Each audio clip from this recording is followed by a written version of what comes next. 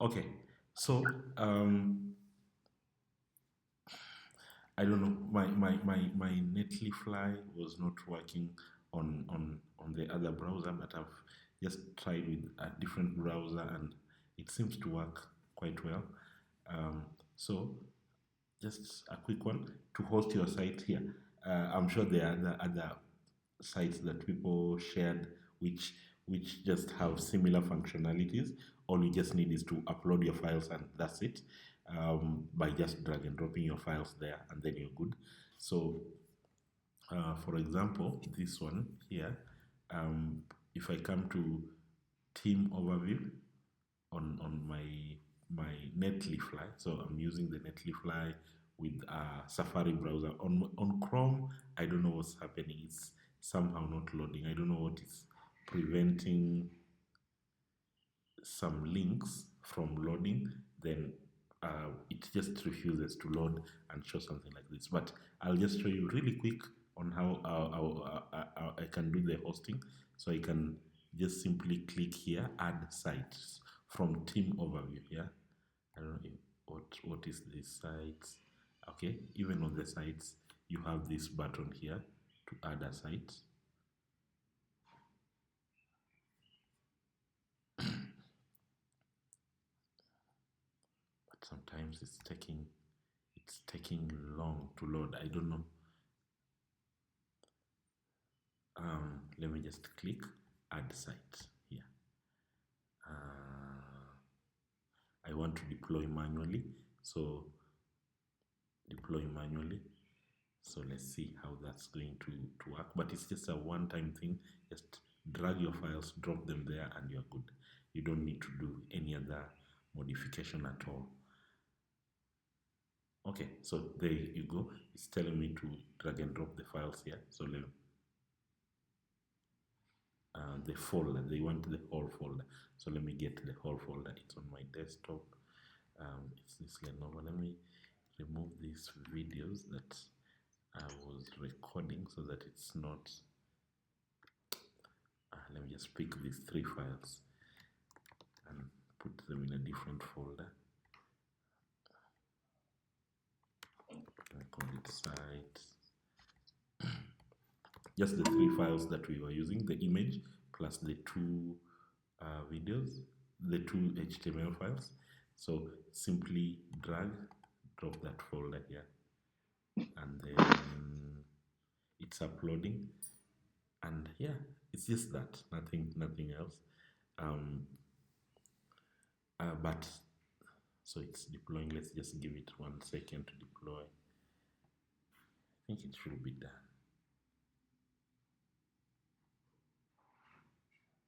Not yet, but it's just as simple as that. So you just need to say add site, then you after adding the site, you're going to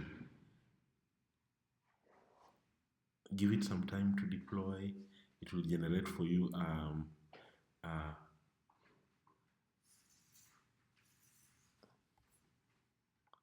a URL. It's going to generate for you a URL that you're going to use for to visit it. So you just give it a bit of time. We give it a bit of time here.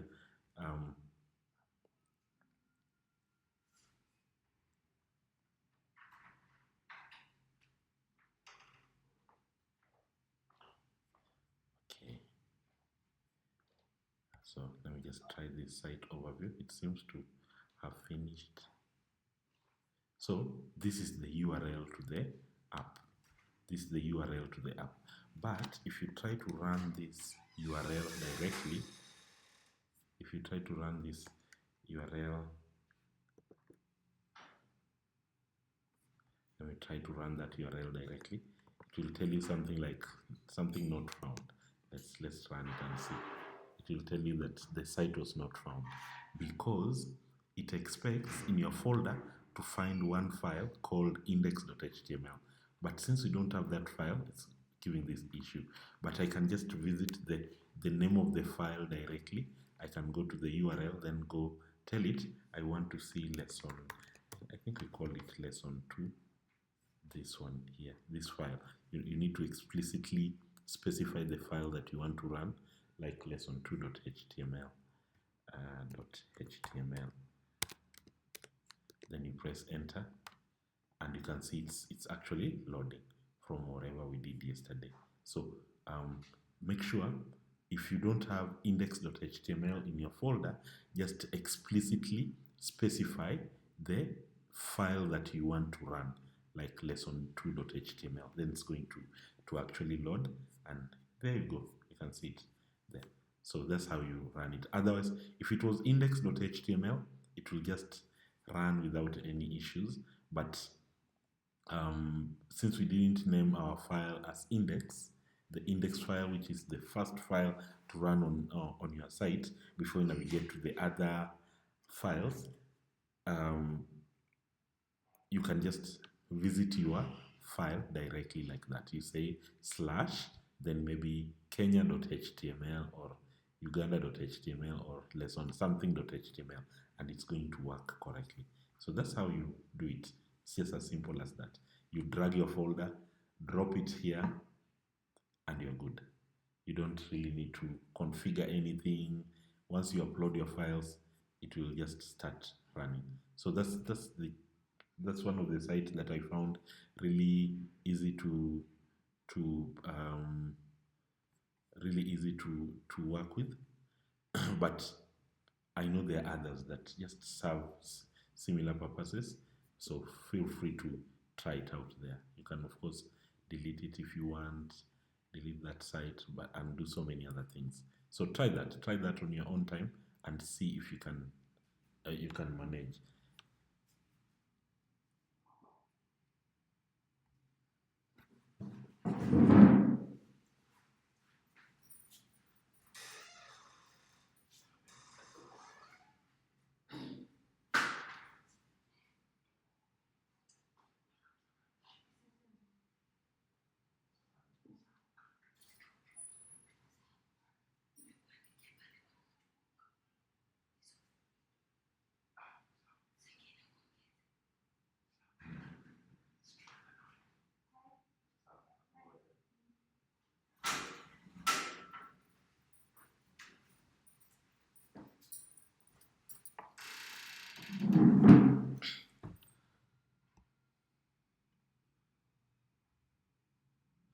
Okay, so always remember when you're getting that 404 error, just add a slash, then the name one of your files. Say something like, in our case here, we had lesson1 and lesson2.html. So you can, if you want to run lesson1, you have to go to that URL, then slash lesson1. Or if you don't want that, before you upload your site, you need to, and we're going to do this when you're doing a complete project, you need to rename one of the files here. You need to rename it as index. If you don't want to get that 404 error, so you rename it as index.html. Then this by default is looking for a file like this one. So once it finds this file, you are good. It will just launch it when you visit that URL directly. So that's another way to do it. Index.html. Just rename one of the files to index or whichever file you want to run. So that will fix the 404 error that you might be encountering. Okay, so try that. Make sure when you're doing your HTML projects, you upload them there. Keep track of the URL somewhere. When it comes to time when someone asks you to showcase your work, at least you have the URL somewhere, and then you can just share that URL. But this site, the host that we are using has limitations in form of it has several limitations in form of things like database, setting up a database, setting up a backend like Django. So when we reach there, we're going to see a better way to host it using Amazon Cloud Services. It's going to be a little bit lengthier because you have to set up several things. So we're going to see how we can do that when we reach there, when we start working on Django. But that's how we're going to find it being done in the industry there. There are so many ways to host it, and it will actually just work correctly. But for simple sites like HTML, CSS, JavaScript, whatever we're doing, you simply need to drag your folder, drop it on that tool, and you are done. You don't need to configure anything. Yeah, but as we move on, there are so many things that you need to consider configuring, like database, basically putting your passwords, usernames there, and making sure it's running, configuring things like caches. If you're working on something like Redis, so you need to see what all those are to make your site really fast. So you need to configure such kind of things and many other things like queues and messaging services, something like that. Okay, now back to our lesson. So yesterday we did cover basics of the basics of I think it's this folder.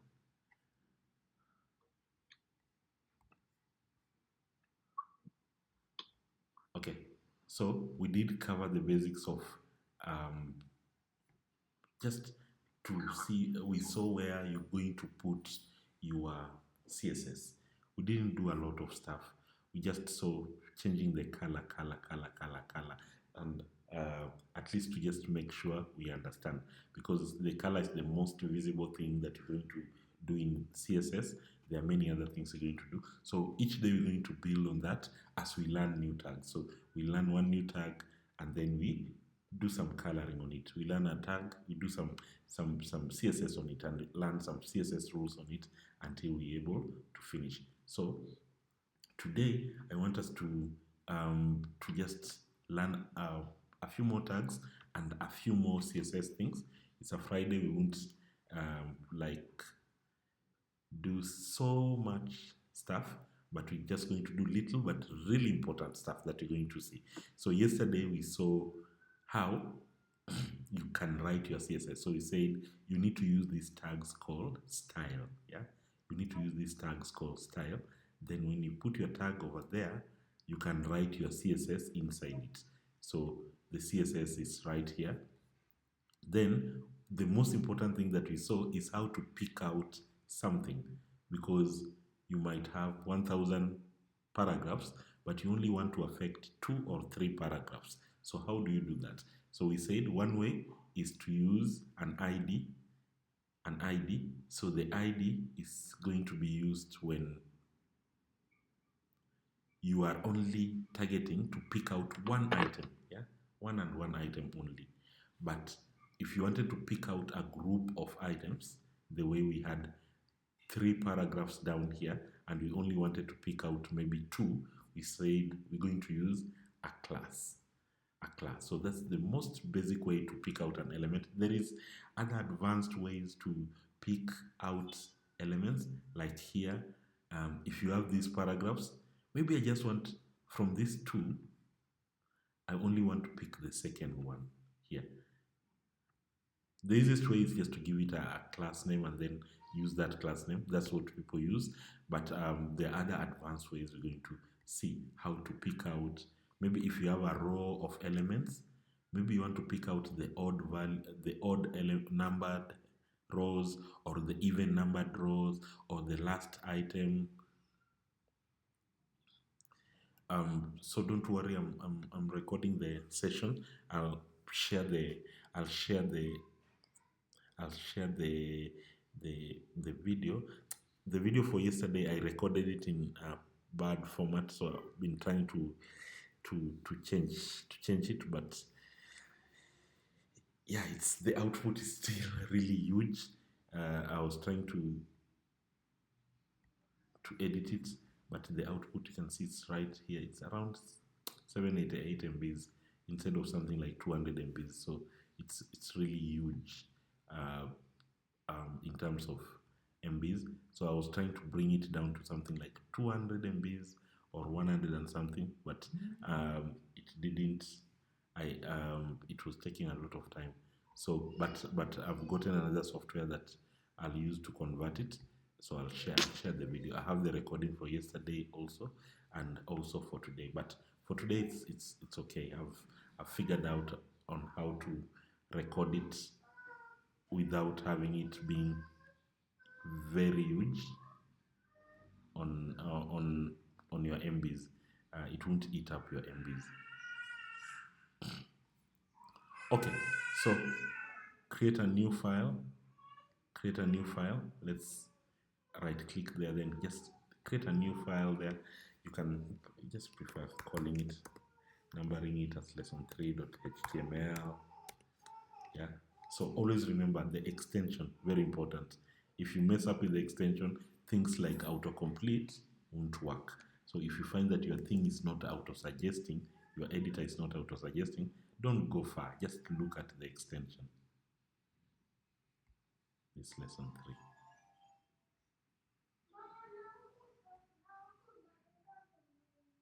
Lesson3.html. Then you generate the skeleton code. You just need to type HTML, then select HTML5. Just that, and you are set. So generate that. So our title is still CSS cascading style sheet and HTML. So we want to learn a few more tags, really important tags, and a little bit more on CSS than just changing the color of the text. I want to show you some few other things. The fonts, that is really important. The font. We playing around with the text. How do you change the font color, which we did yesterday, the font size, very important, and things like the font family, assigning it some font family, just playing around with the font. Today that's the focus, plus a few other things we're going to learn today. Okay, now the next thing that you need to do is if I take this example, let me just pick out some website here. If I go there, then say, let me use this Nation website. I want to show you something really important before we even continue. That's the tag. So if you visit the Nation website, you're going to find that it's been subdivided into basically boxes. Yeah, a box here. So there's this big box, and then the box is even divided into smaller boxes here. Then you have this other one here. Basically, it's just a lot of boxes. Then in the boxes, you have a heading and some links and some image. Yeah, basically, that's how the site has been divided, and that's how all the sites are actually divided. It's basically an arrangement of boxes here. So you can see this box over here. Then inside that box, you have some smaller box here where the text goes, and even a bigger box here where the image goes, and the other boxes right here. So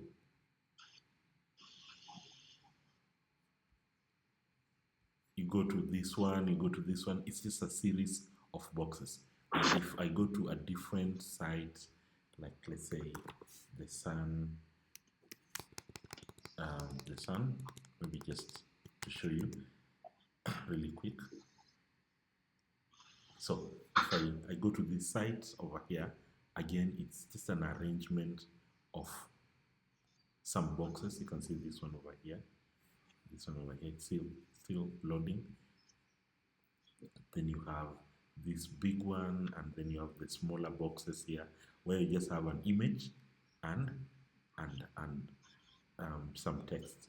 Of course, the whole thing is a link, because if I click on it, it's going to open that particular story on a different page. So any site, if you look at the arrangement, it's just boxes that are actually there. They're just boxes, nothing else.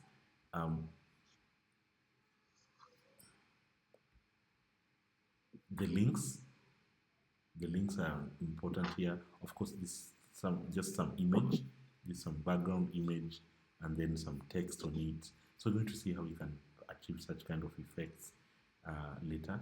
If I go to maybe the sports section, you can see box, box, box. Yes, everywhere it's just boxes, but arranged nicely to bring out your site. So the element, the HTML element that is going to be used to achieve those boxes for arrangement, the most common, there are several of them.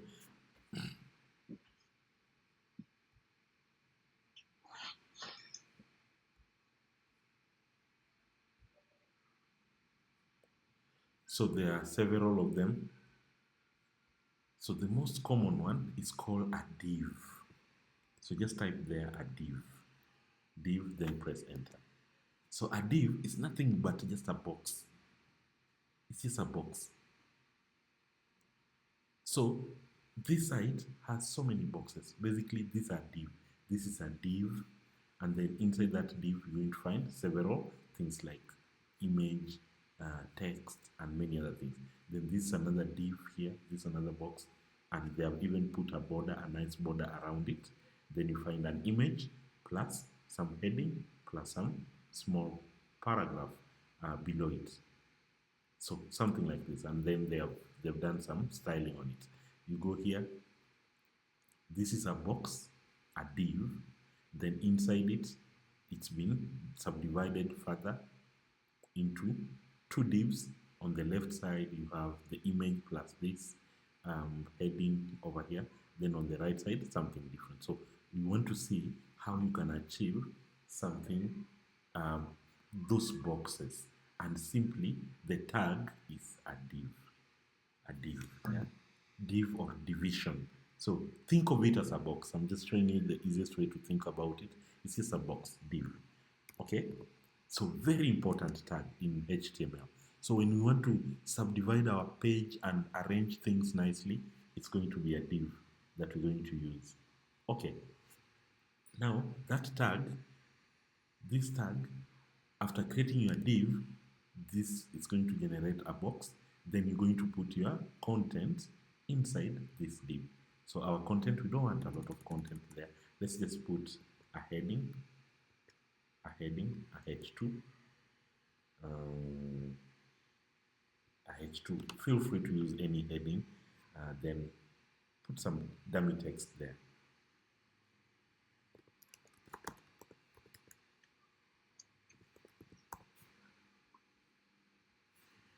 A heading and a paragraph here. Put a heading and a paragraph. So lorem. Yes, that's nothing else. A heading and a paragraph inside that div. So a div is just a box that is going to hold some content, and inside that div you can place as much content as you want. It can be a heading and a paragraph. You can even squeeze an image inside there, or it can be a big box that contains some smaller boxes inside it. Yeah. So we're going to achieve that later, but for now, let's just do something like that. So we have a div, and then inside that div, we have a heading and a paragraph. Then come down here. I can even do another div. I can do another div here. Create a div, then put a heading, maybe another H2.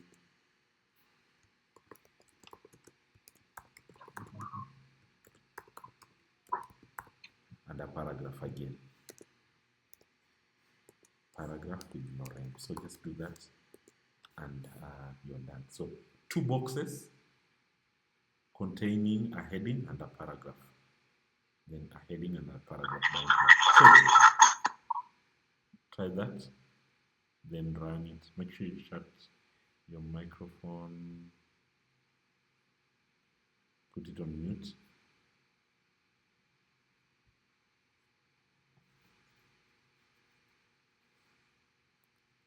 So try that, run it, you see, you won't even see the boxes, you won't even realize they're there. But once we throw in some CSS, we're going to actually see our boxes coming up nicely and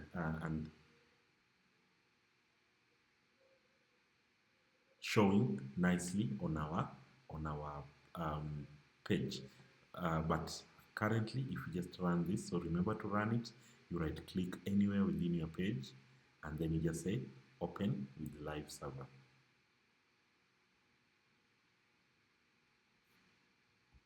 Yeah, so there you go. Nothing really important.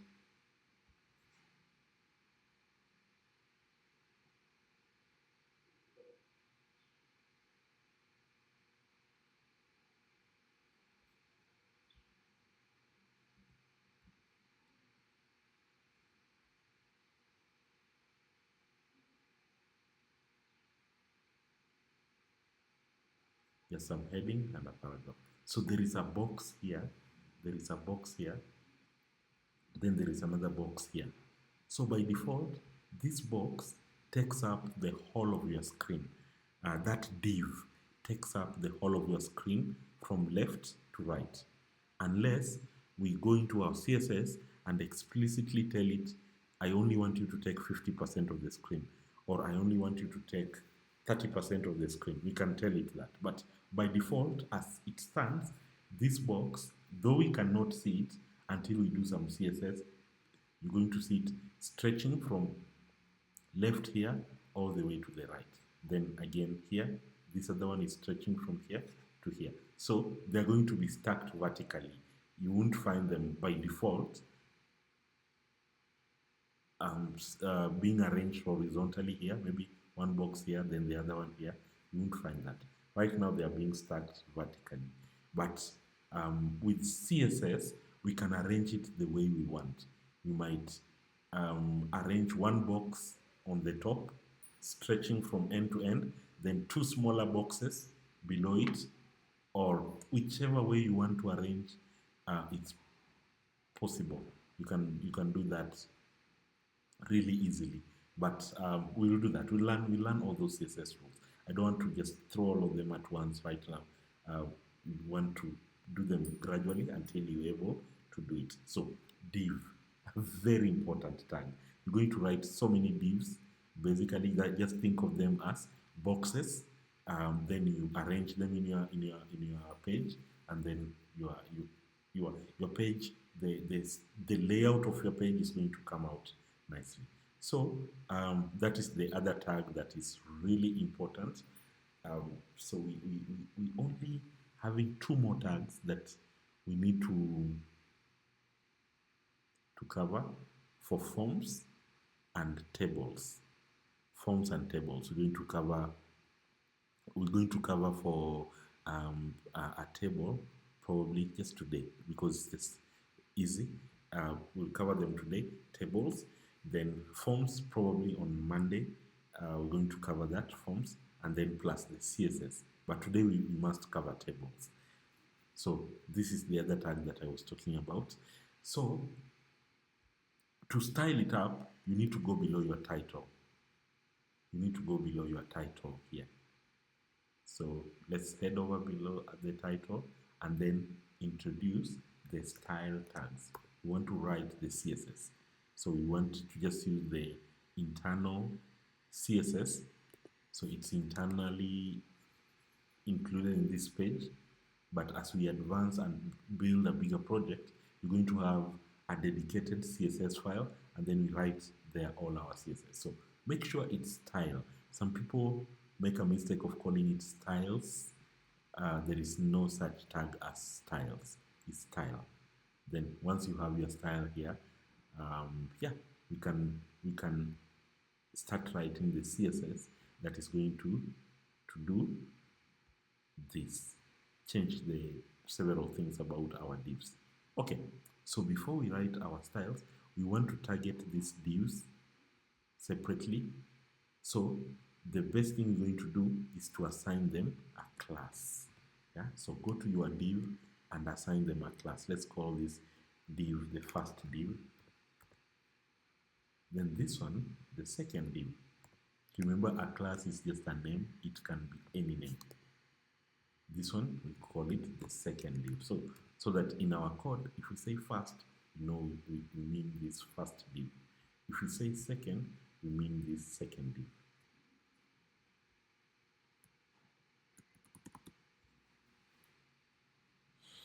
So assign them a class. Feel free to use any class name as long as you remember the class name you used and reference that class name in your code. Perfectly okay. So we will rarely use IDs. We'll rarely use IDs the way we did yesterday. Most of the time, 99.9999% of the time, we're going to use a class. Yeah, it's going to use a class. But sometime you might need to use an ID. Of course, we can give it an ID. But when we are writing our CSS, we will rarely use IDs. We're just going to use class. So, and remember the ID, you can only give an element one ID, then you forget.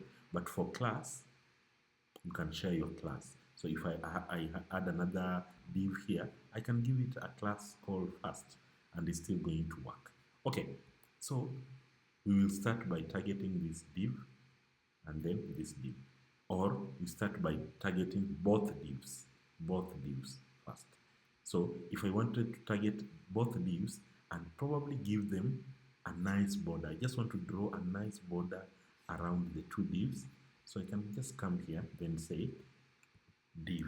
So this will target all the divs that we have. It won't choose this one and this one only. It will target all the divs that we have in our page. We only have 2. Even if we had 3 or 4 or 5, we can target them.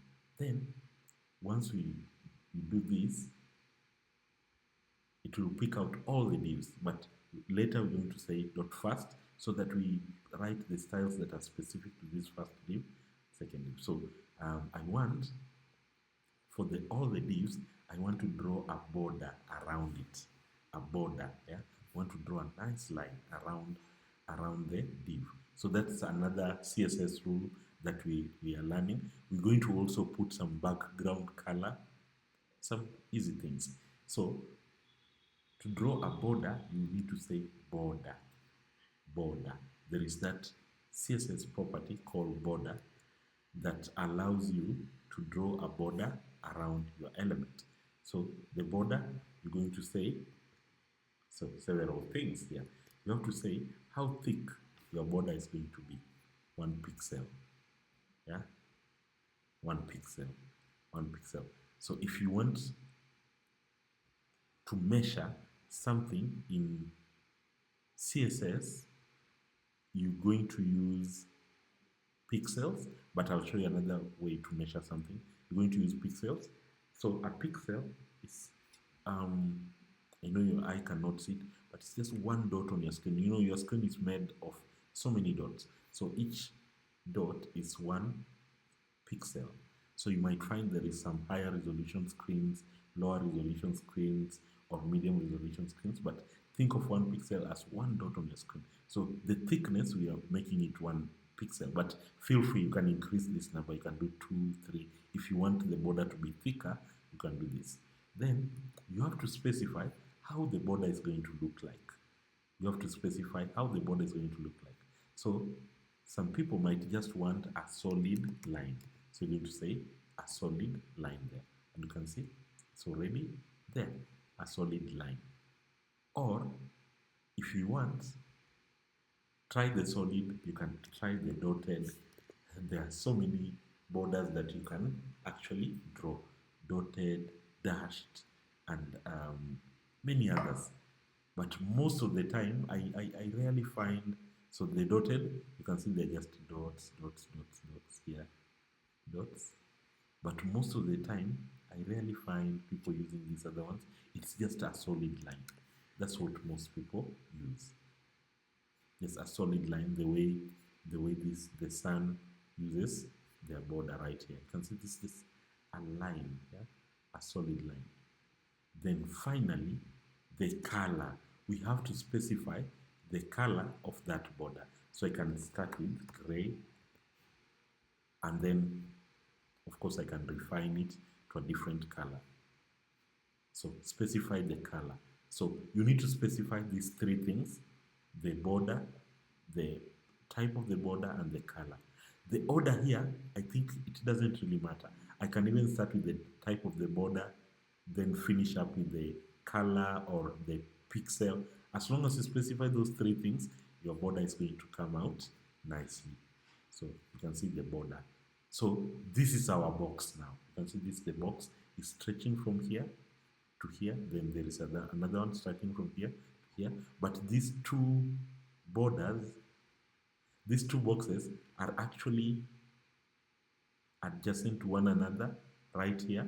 They are touching, the borders are touching each other. So we need to separate them. We need to put some space here so that we push this one down and this one up. So we're going to put some spacing here. Some spacing. So the spacing in CSS between elements is called margin. Yeah, margin. So we're going to say margin, the margin around the element, the margin, the space around the element. By default, you can see this space here. This space. By default, your browser comes with that, but we can remove it. We can remove. If you want your thing to start from right at the edge all the way to the edge, to the other end, you can remove this spacing. It comes on your, by default, on your every browser.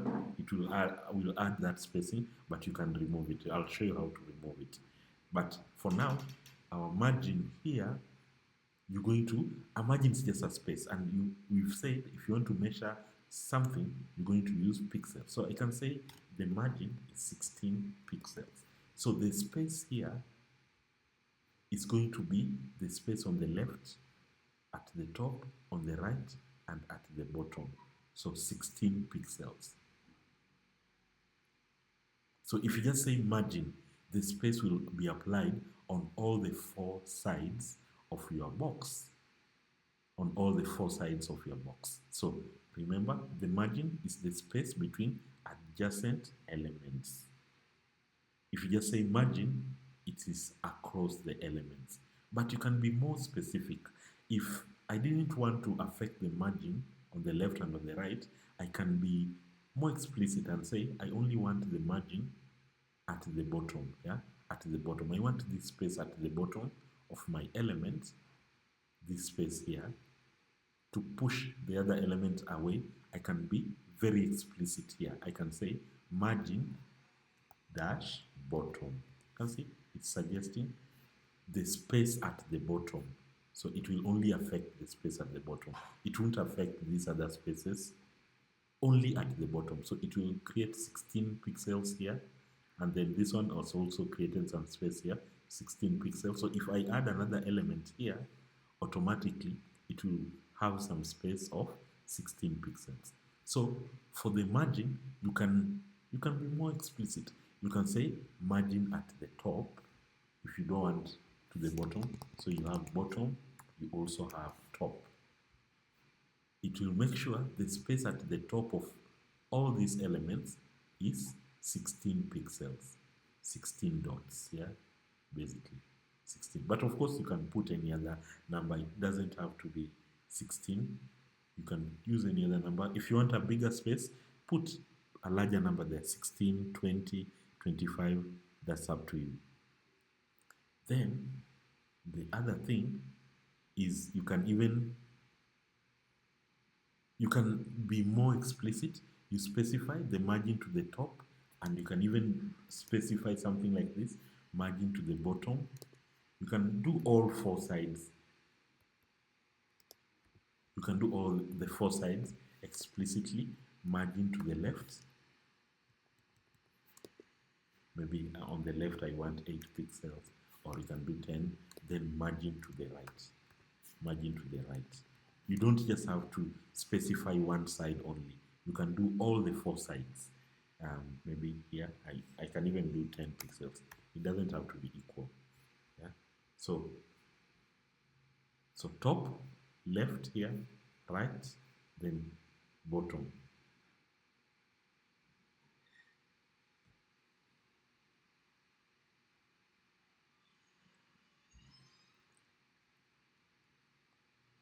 So you can do something like this. You can do something like this. If you want to specify, to be very accurate and specify each space explicitly, you can do that. The order doesn't really matter here. You can start with the right side and finish with the bottom. The order doesn't really matter. It's just going to assign those values around your box, the box. So remember, the div is the box. We've given it a border, so this fine line over here around it, then some margin. So the margin is a very important CSS property because you always need to space your elements. You push away the next element a little bit, so you're going to use the margins, the margin. And the same for the border. If I wanted my border, sometimes if you look at the sun, the border is not around the element. They are only having a border at the top and another border at the bottom. Okay, at the top only or at the bottom only. So after a story, a border at the bottom, another one at the bottom. So the border is actually on the bottom side only, here, on the bottom side only, all the way to the last element. So I can just decide here to say the border should only go to the bottom, like that.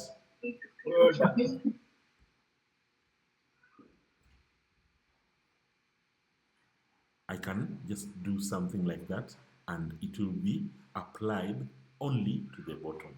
So you can see it's just a straight line to the bottom. So you don't have to do your border around the element. Depending on the situation, you can be very clear and say, oh, I only want my border to go to the bottom or to the top. So if you want it to go to the top, you can say to the top here. But I can just leave it as border like that, just the border, so that it is done across all the sides. Then you can combine all these four properties into one.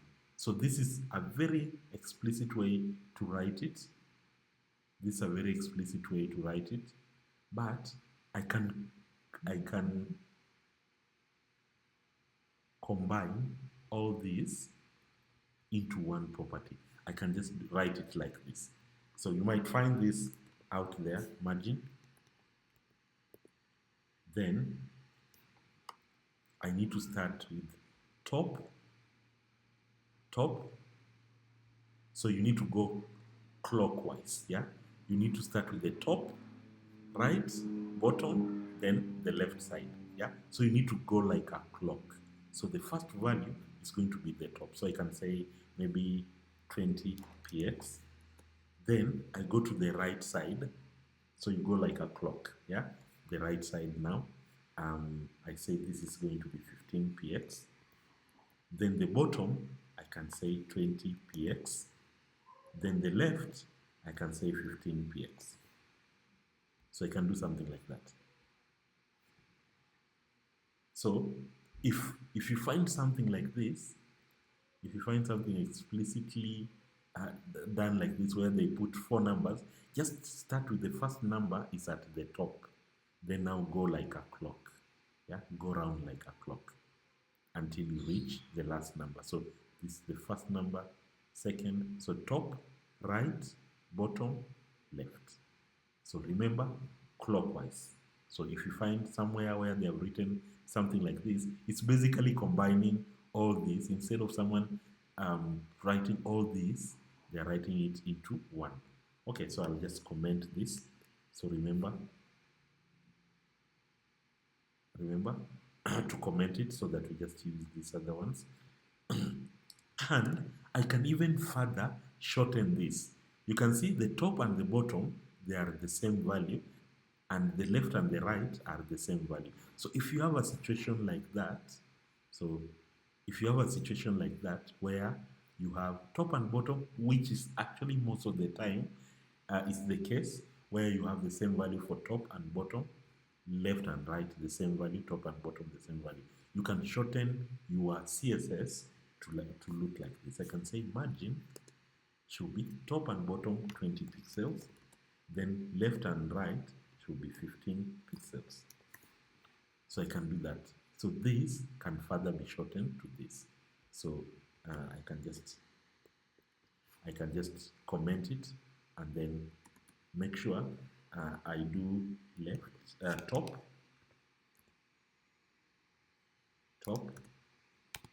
plus bottom.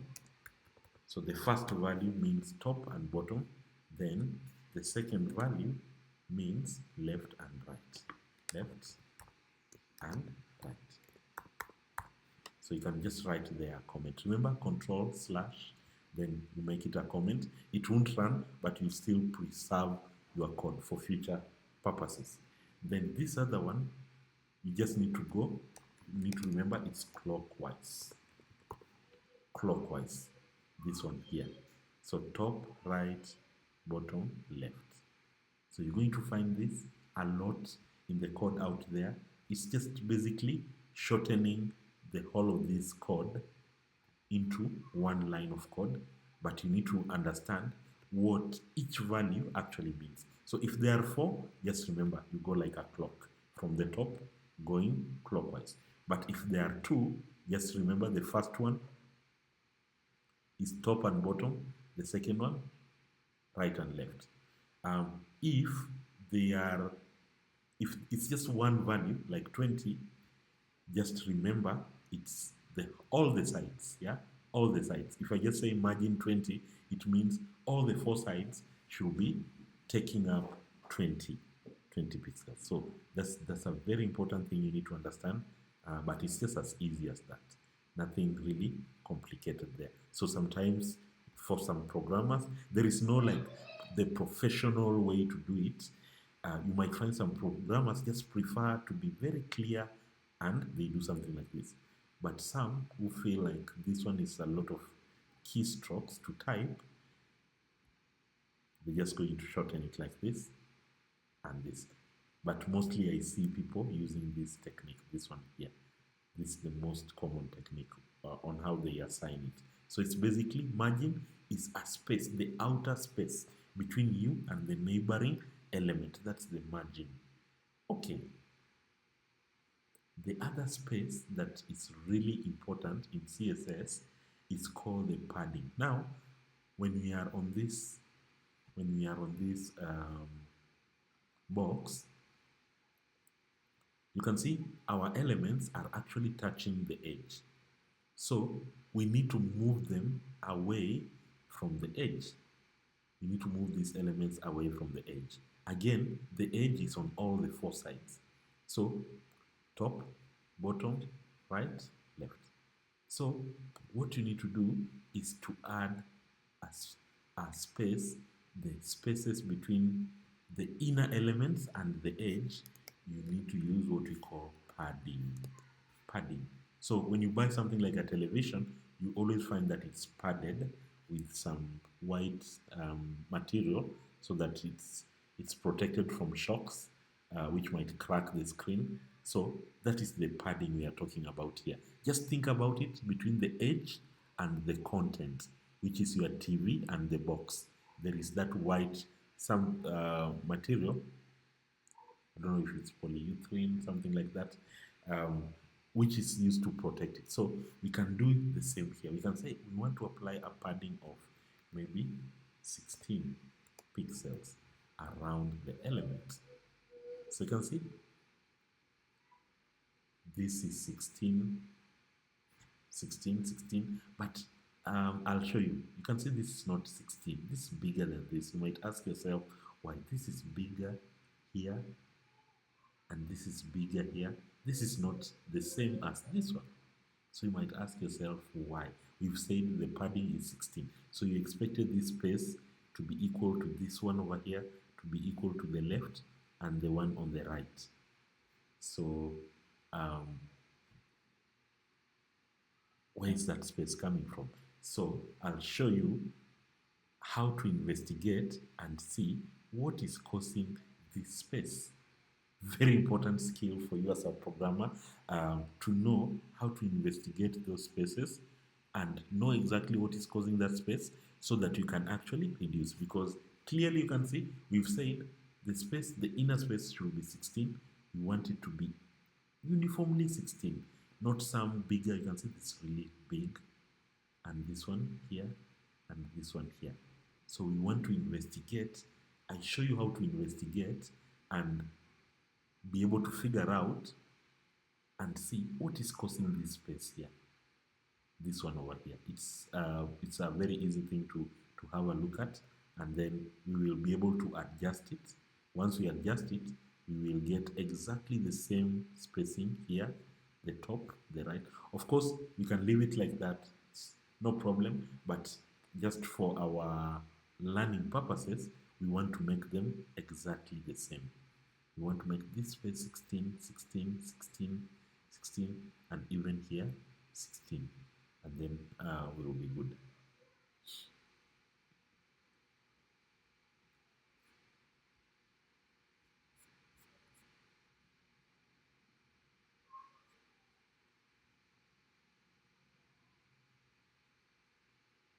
Okay.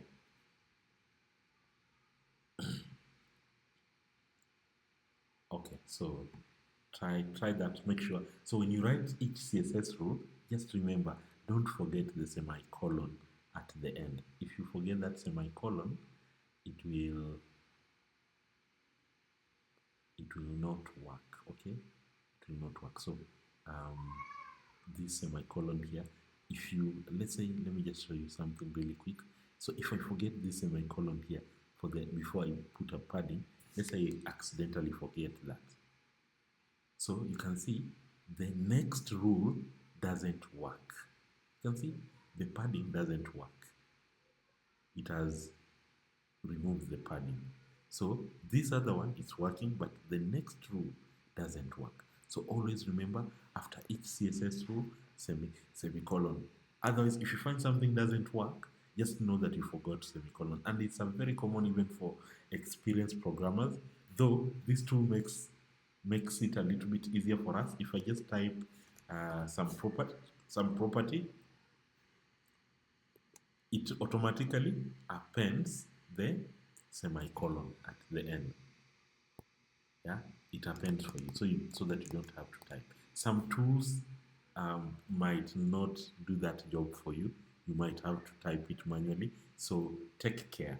After every line of code, you put a semicolon. Okay. After every line of code, you put a semicolon. Yeah. Okay, so the padding, again, just like the margin, you can be very explicit and say you want the padding on the left to be this, the padding on the right to be this, at the bottom to be this. It's exactly the same as the margins. You're going to do exactly the same thing like here, but now you're using the padding. So it can become here, then padding to the right, padding to the bottom, padding to the left, padding to the top, or I use this kind of shortcuts. Here, I can say padding, then specify all the 4 values, remember, clockwise, from top, right, bottom, left, if there are 4. But if there are 2, the first value is for the top and bottom, then the second value, left and right. So you might also find that shortcut. So I won't repeat it again here, but just take note of that. For the padding, since for any element is going to have the 4 sides in HTML. So if you want to pad it, you can be very clear and specify how each side is going to space out, to add some spacing. So remember, padding, margins, they usually confuse many programmers. Margin is the outer space, this one out. Then the padding is the inner space here.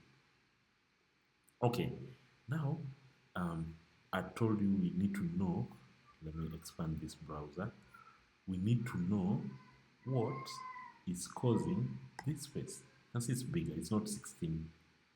It's bigger. So by default, this heading comes with some extra space. By default, it comes with its own paddings. The same with paragraphs. This paragraph already has some padding. By just default, any browser is just going to apply some default paddings. So it's up to you as a programmer to figure it out and see if it's necessary or you need to remove it. You need to remove it, this space here, this one over here. So we need to either see what is causing it and then remove it. So let me just show you how we can visually see the space. So you can go to your heading, yeah, go to just click somewhere on your heading, and then any of the headings, it doesn't really matter if it's the first one or the second one. So you need to just click on it, and then you right click, and then you say inspect. Hopefully you're using Chrome. I'm sure even Mozilla Firefox has the same thing. You can, I don't know how you call it in Mozilla Firefox, but it should be somewhere something like inspect. So you right click on it, and then you say you want to inspect this element. A really handy tool, this inspection tool. It will show you a lot of information about an element.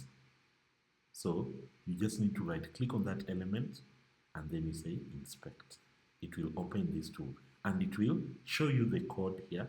So remember, your HTML code, you can never hide. You can never hide your HTML code. If someone visits your site, they have access to the HTML code. So if it's to steal some styles, they can easily steal it and do something with it. Okay, so this will show you the HTML code, and you can see the code is there on the left side here. The code.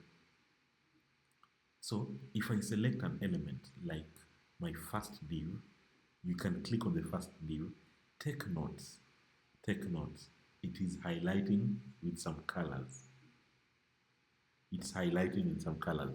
So the first color that we are highlighting with, this looks like some orange color.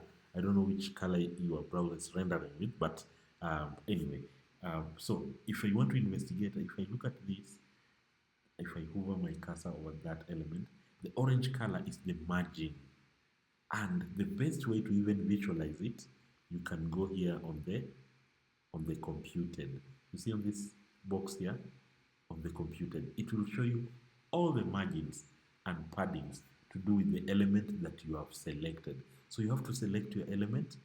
After selecting it, you look at this box here. It will show you all the margins and paddings related to it. So you can see here it's telling me on the right is 10, on the left is 8, top and bottom they are 16. And actually that is what we wrote here. That's the CSS that we wrote here. You can confirm visually right here. So you can see on the top is 16, margin top 16. At the bottom is also 16. Then on the right it's 10, and on the left is 8. I just use different values just to make sure you can actually see. So notice that. Then for the padding, you can see it's 16 around the whole element, the inner space.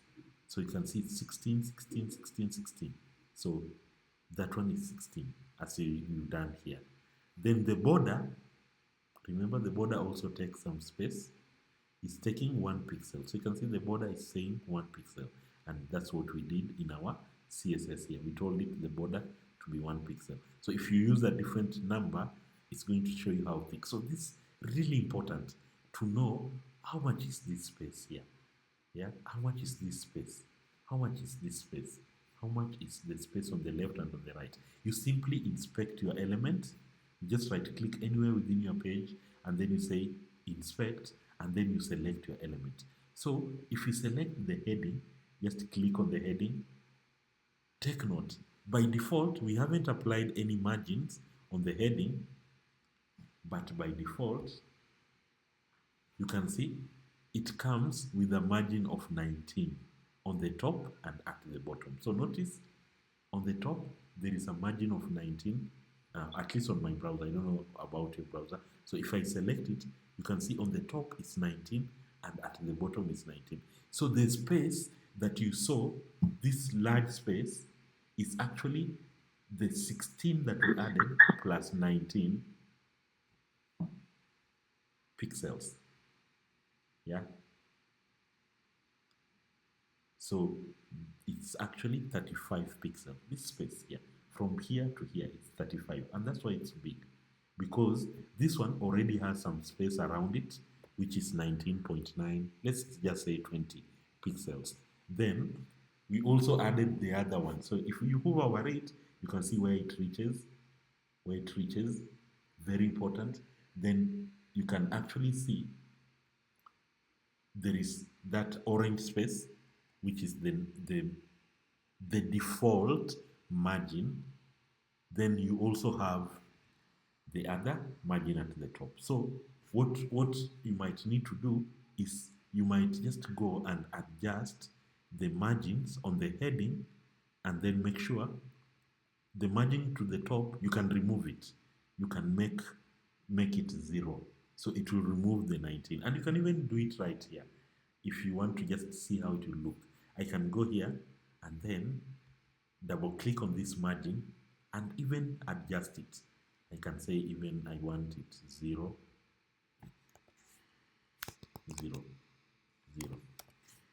Then when I press enter, you can see it adjusts. But remember, this one is just for testing purposes. It won't affect your code. It's not changing in your code. I can just change it on the box here, on this box, to just see how it's going to look. So we can go to the H2 and explicitly tell it, we don't want the margin that you are providing us. Please make it 0 so that we have consistent spacing around our element. And the same applies to our paragraph. So if I click on my paragraph here, that is inside the first heading, you can see the paragraph already comes with some space to the bottom and the top. And for the paragraph, it's actually 16. 16. So you can see here it's saying explicitly this is some 16 pixels. Here, 16. So that is the default padding on the paragraph, the default margin on the paragraph. So I can adjust it here. I can even make it 0. Wow, it removes the space on the paragraph. So you can see now the space here is consistent. It's the same. When we remove the default that comes with this inner element, the space is going to be the same here, here, here. Okay, our paragraph doesn't stretch nicely to reach here, but the space here is actually going to be the same here. The padding here is going to be the same.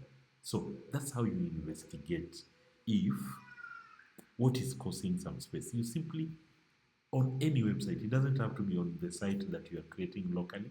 You simply right click anywhere within that page and then you say inspect. That inspection tool will give away a lot of information. So you only need to click on that element and see, oh, okay, this thing is creating some space on the top and the bottom. It's adding some space. And the space, is it a margin or a padding? Because those are the only two spaces you need to worry about in HTML and CSS. Margin and padding. I don't think there is any other spacing way to space. It's just margin or padding. So you need to adjust either the margin or the padding. So through these two, you're going to actually see, okay, this thing has a margin of 20 at the top. So probably I should adjust it downwards or upwards. You can adjust it. So when I write my own CSS here,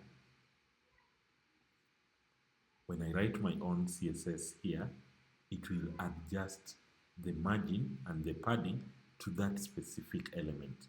So I can go here. I can go to my CSS. Yeah. So I'm done with the div. So I know the spacing is not being caused by the div, the spacing is being caused by the heading and the paragraph. So I can go to the heading. So I think our heading is H2.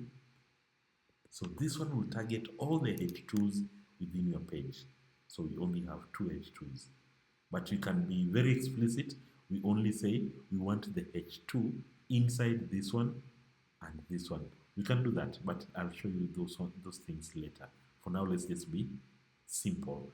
So I can say go to all the H2s, then make sure the margin to the top is 0. Yeah. So when you find something like that, we are basically removing the margin to the top. It's removing it, this space that was on the top side only. But remember, the bottom side is still there. If you look at our box here, if I go to computed, the top side it's not there, it's a dash, but the bottom side is still there. If I put my cursor over it, you can even see it being drawn, some space there. We can even adjust that one. We can say, okay, that one on the bottom is a little bit bigger, please make it smaller. I can go there, then I say the margin to the bottom, make it maybe 10 pixels instead of that. So this space has actually reduced from 19 to 10. But feel free to use any other number. It doesn't mean that you have to use really cool looking numbers like 10, 16, even numbers like those. You can use even 11. You can even use 7.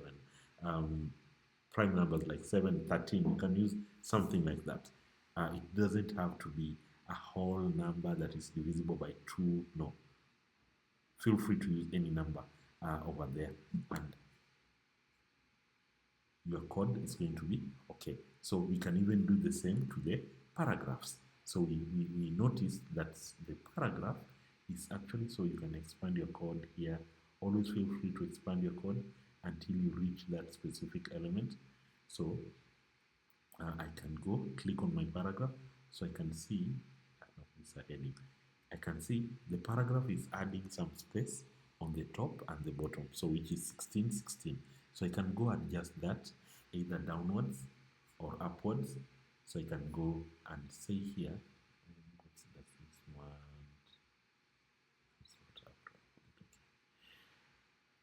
Okay, so I can do something like, I want to go to the paragraphs and then maybe adjust the space at the top. So it's still margin, because you can see here, it's explicitly telling you that that space is a margin, yeah, margin on the top and the bottom. So if you select, you have to select your element. Remember, make sure you select your element so that you see the space that affects that element.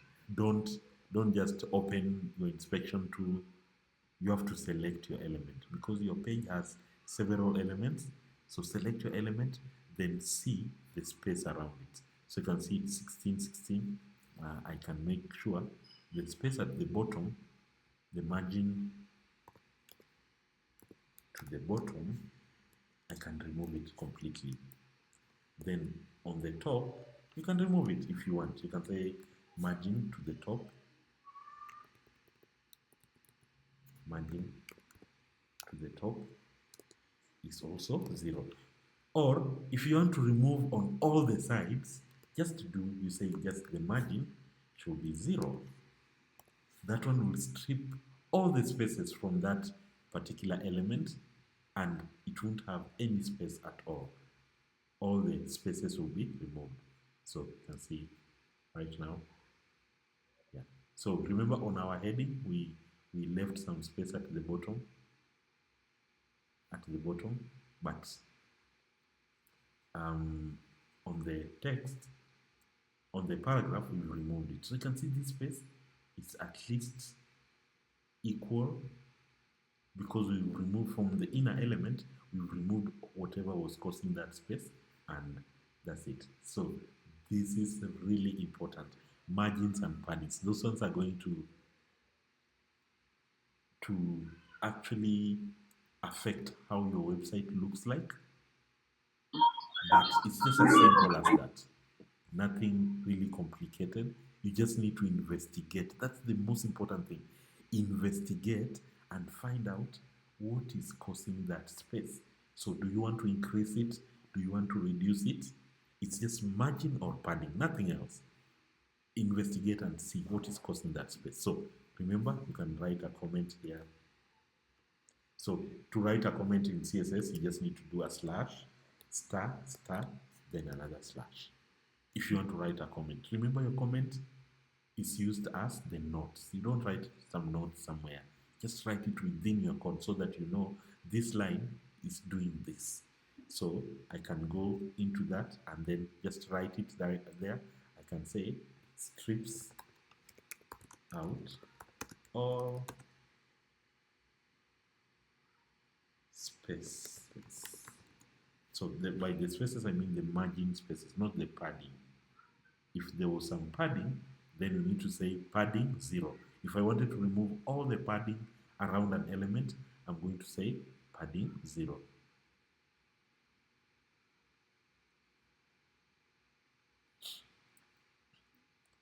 Padding 0 or margin 0. You can do the same thing there. Okay, so I think that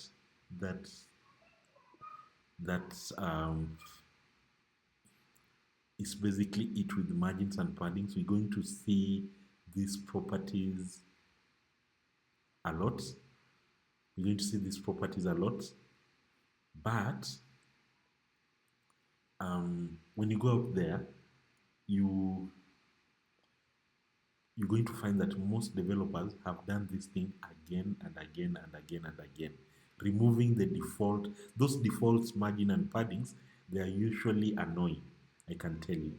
Because you might code your site, then you find that there's some ugly space that popped out from nowhere because it's the default. So what you need to do is you need to remove them.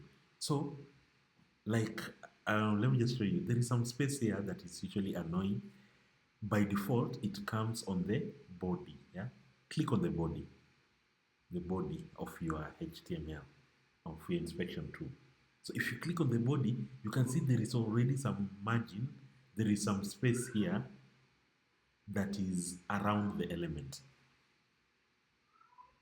There is some space around the element, which is actually a margin of 8. By default, the browsers are going to put that. So it's your job to remove it. So you have to go and target the body tag and say the margin should be 0. So what you need to do, if you don't want to crack your head removing it again and again and again, someone else has already done for you that job.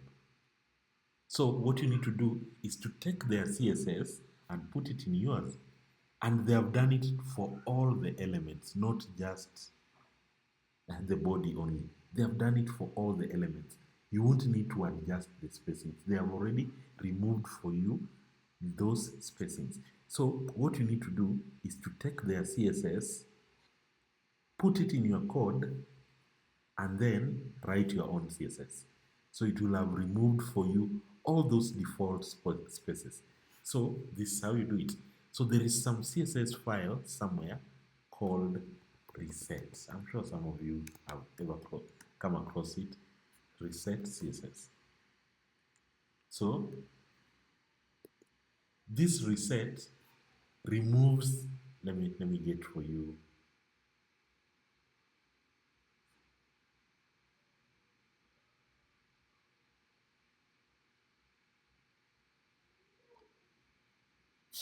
Let me get for you that reset .css. Then we're going to put it in our code and we see it running.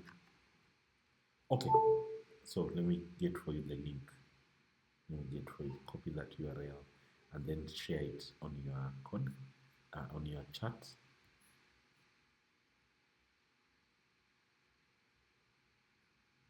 Okay, so you have what we call reset.css. So by default, your browser is going to put some ugly spaces around your elements. But you don't want to go hunt them down, removing. We just want to have it already removed. So in our case, like whatever you see here, we had to remove the space manually, but which is possible. But we we want our life to be easy as a developer. So what you need to do, use someone else's work. So that's how this is how we're going to do it.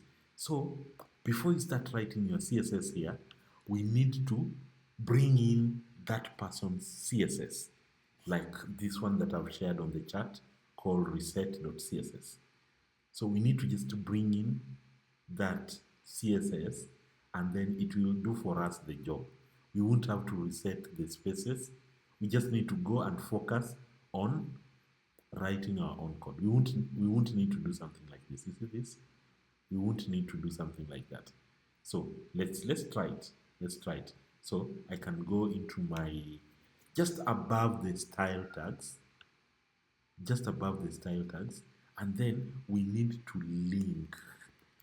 We need to link to that CSS. So you need to type link.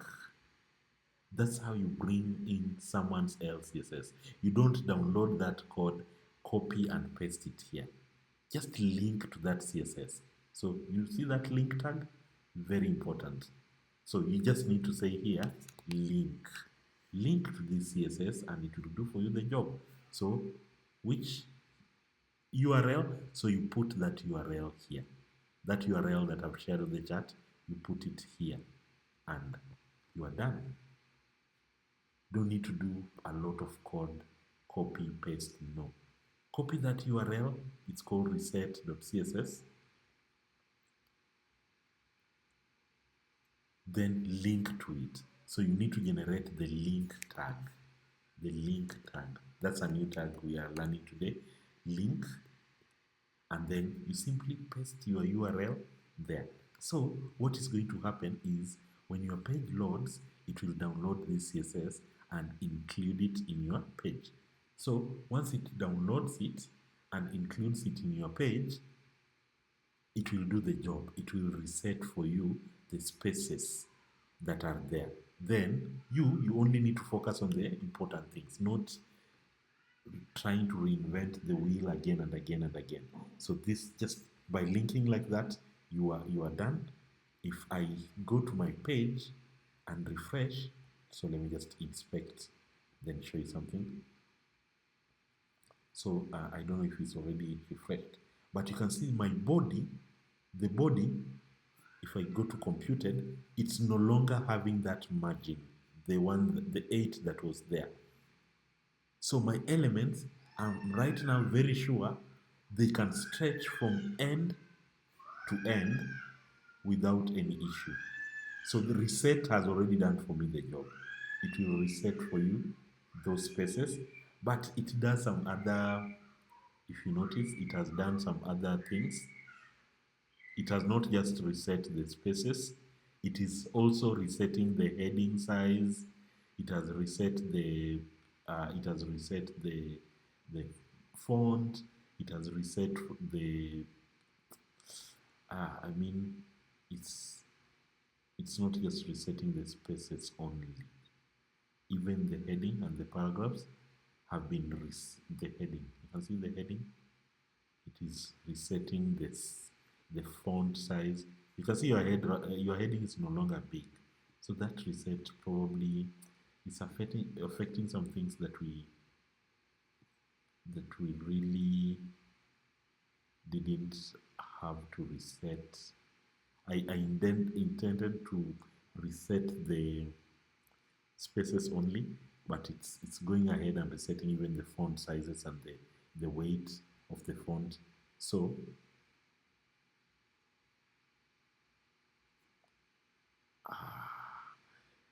I really didn't like that. Didn't like that.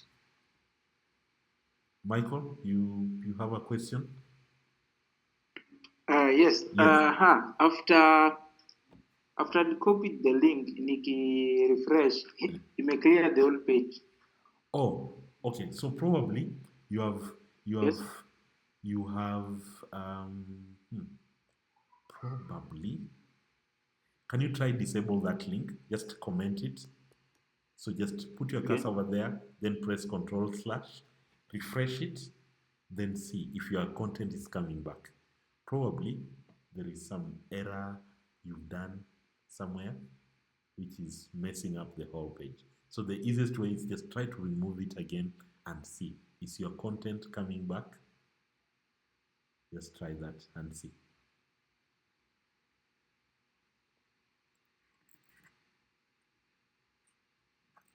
So Michael, try it, then let us know if...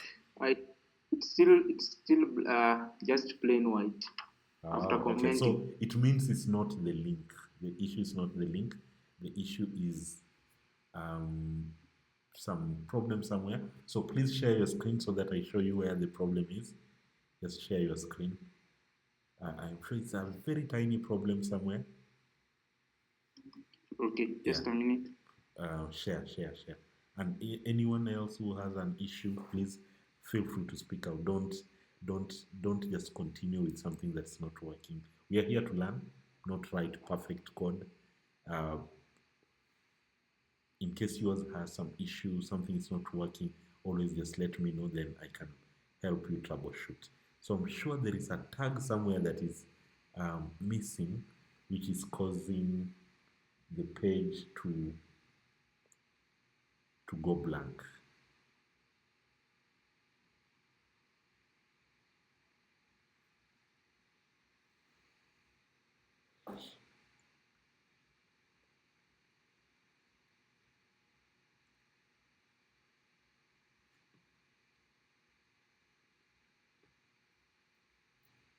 So share screen, Michael, so that we can fix that issue.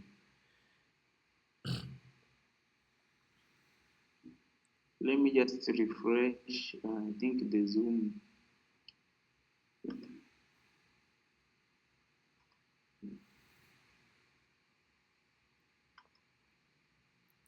Yeah, so that reset is not good. Comment it out. That reset, I'm not using, I couldn't find the reset that I really needed, the one that resets just the spaces. We need to get a better reset. So, Michael, if you look at line number 28. Are you able to see that? Yes, I can see it. Yes. If you look at line number 28, you see you've messed somewhere. Yeah. So it's showing you red errors. So the red errors is telling you you missed some tag somewhere. So if you look at line number 26, you don't have the closing tag 26, the closing tag for the style.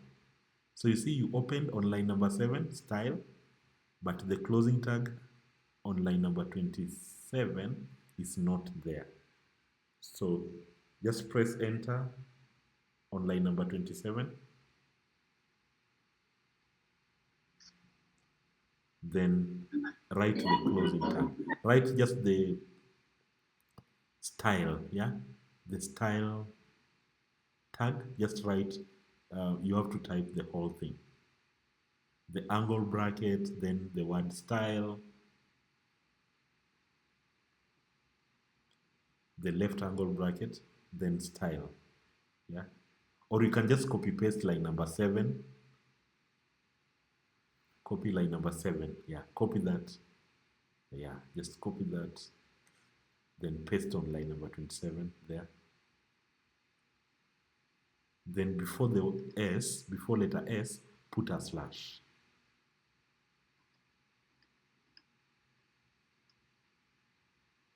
Remove that head. I don't know why it's coming. Remove that word head. Even that angle bracket before the S, remove it. Perfect.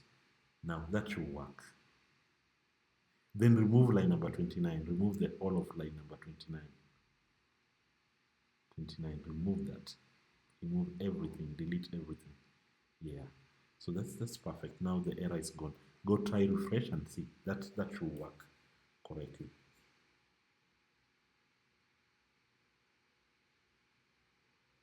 It's working. It's okay. Yeah. Okay, stop sharing. Okay. So this tool, let me just show you something really quick. when you blunder, you might delete something accidentally. Yeah, like this. If you delete this style tag here, so the moment you see some red lines, the moment you see some red lines, just know that you've deleted a tag somewhere, probably accidentally. So you need to put it back. So you just need to look at it. Um,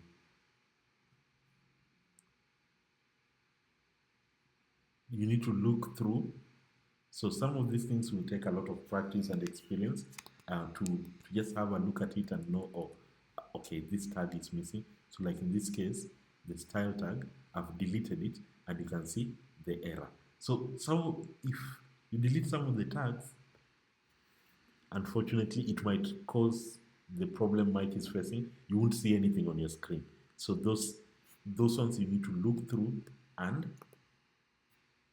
actually make sure you close them correctly. Style, yeah. Then it's going to go away. So the moment you see some red error somewhere, just know you've messed up somewhere. So usually the issue is on the previous line. Just check on the previous line, you're going to see where the error is. So like in this case, here on the margin top, if I remove that, you can see the error is going to go on the next line, not on that line that you removed the semicolon. The error is going to jump to the next line. So if you see this, try to look for the error on the previous line. That's usually the trick here. Don't look for the error on that line. Look for the error on the previous line. You've missed a semicolon or deleted something or misspelled something. Like if I misspell this margin, maybe I add a Y there. So there is nothing like this in CSS. So you can see it's going to underline it and warn you. So you need to fix that and maybe put the right spelling. Okay, comment out that reset. Comment out that reset. We're not using that reset. Comment it out. Because it's resetting even the font sizes. I expected it to reset just the spacings, but anyway, no problem. We're going to, I'll get you the right reset. This one, it doesn't behave the way I expected it to behave, but most of the time, you're going to use a reset somewhere. You're going to get a reset. So the reset will get, it's just a set of CSS rules that adjusts the default margins and paddings and then applies them there. Okay, now enough with padding, margins, but very important, you will never write a single site without adjusting these values, margins and paddings. You have to always adjust.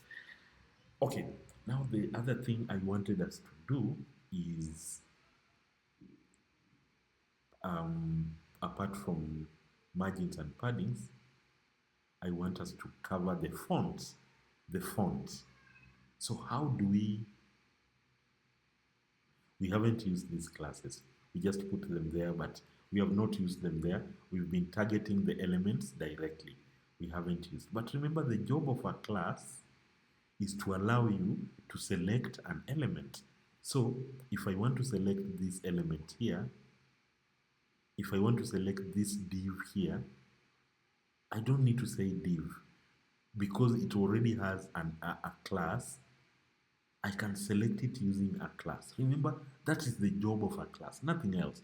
Just to allow you, when you are writing your CSS, to select an element. So if I wanted to maybe change the background color of this div, I can just change it by targeting this class here only.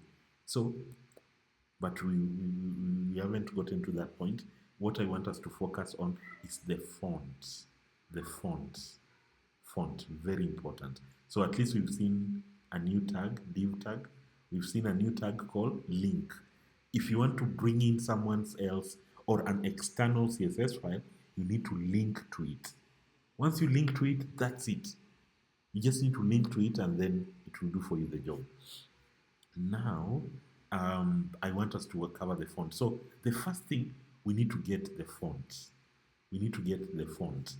So the font, we want to get it from Google Fonts. So go to your browser, then look for Google Fonts.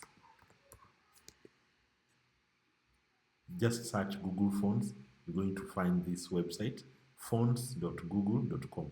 It has so many free fonts. You're going to be confused on which one to even use. It has so many of them. So many free fonts there.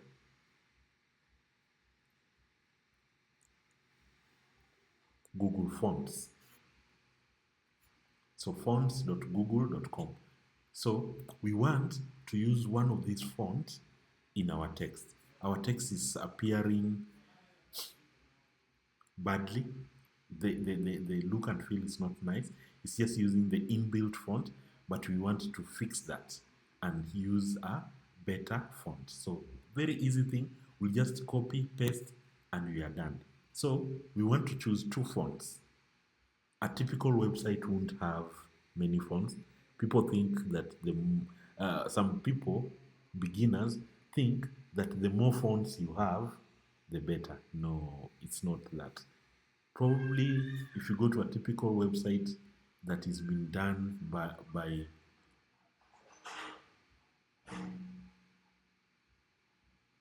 okay, Emmanuel, we're going to share your idea of resetting. We will cover that, but I know this other technique where some people just do something like this. Okay, if you want to reset everything, you can just do something like this, and then yeah, you put a star, then curly braces, and then now just do margin.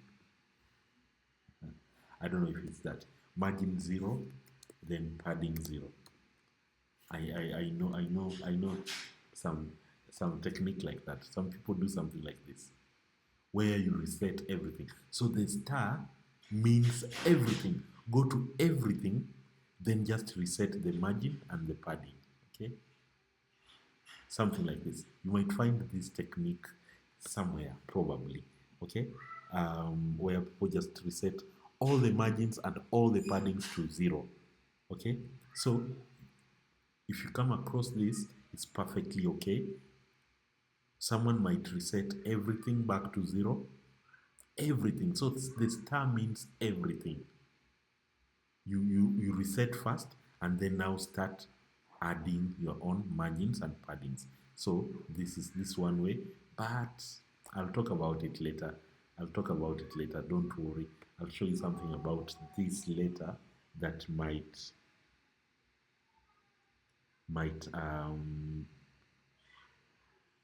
bring some undesired results in your website if you're not careful, or might give you just some little bit of more work to do when you are covering you coding your site. Don't worry, I'll talk about that. And also, Emmanuel, I'll let you share your technique of resetting later. Okay, so let's just put these fonts. It won't take us more than 5 minutes to do the fonts. So when you go to Google Fonts, you're going to choose two fonts. Choose any. So this is how you choose it. So you're going to click on a font. You click on a font, and then where's the add button? They changed how this website looks like. Where's the add? Okay, there you go. Here you go. So when you click on a font, it will even get you some other fonts. Like here, you can see I have this thin one, the light one. So I'm just going to choose the regular font. So I've picked just a random font, this Roboto. Then I'm selecting from all the fonts that are under that font. I'm going to select the regular one. Of course, you click. Notice how I'm doing. You click the plus button. You see this small plus button? You are going to add it to your collection by clicking on that. And then I can even, so I'm clicking the regular one. Then I can click the bold one here. I can choose the bold one. You can choose multiple of that fonts at at once. This bold one, bold. If you want it even much more bolder, you can choose it. So I'm just picking the regular one and the bold one. So I'm going to use the Roboto for my titles, or even anywhere. Let's just choose two random fonts. We're not doing a design class here. So I can go back to fonts here. So I'm just adding the collection to my fonts. Then I can look for a fancier font. Which one? So feel free to use any. Don't exactly choose what I'm choosing. I'm sure you can get a much better font there, much better font than what I'm choosing. If you want that calligraphic font, feel free to use it. So I like this. This one works. Feel free to use any.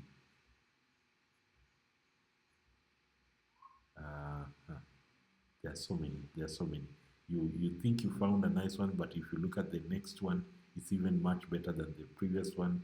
Then you just get confused on which one to pick. But anyway, let me just pick this one, and then I'm going to just select the regular version. The regular version. I click on that.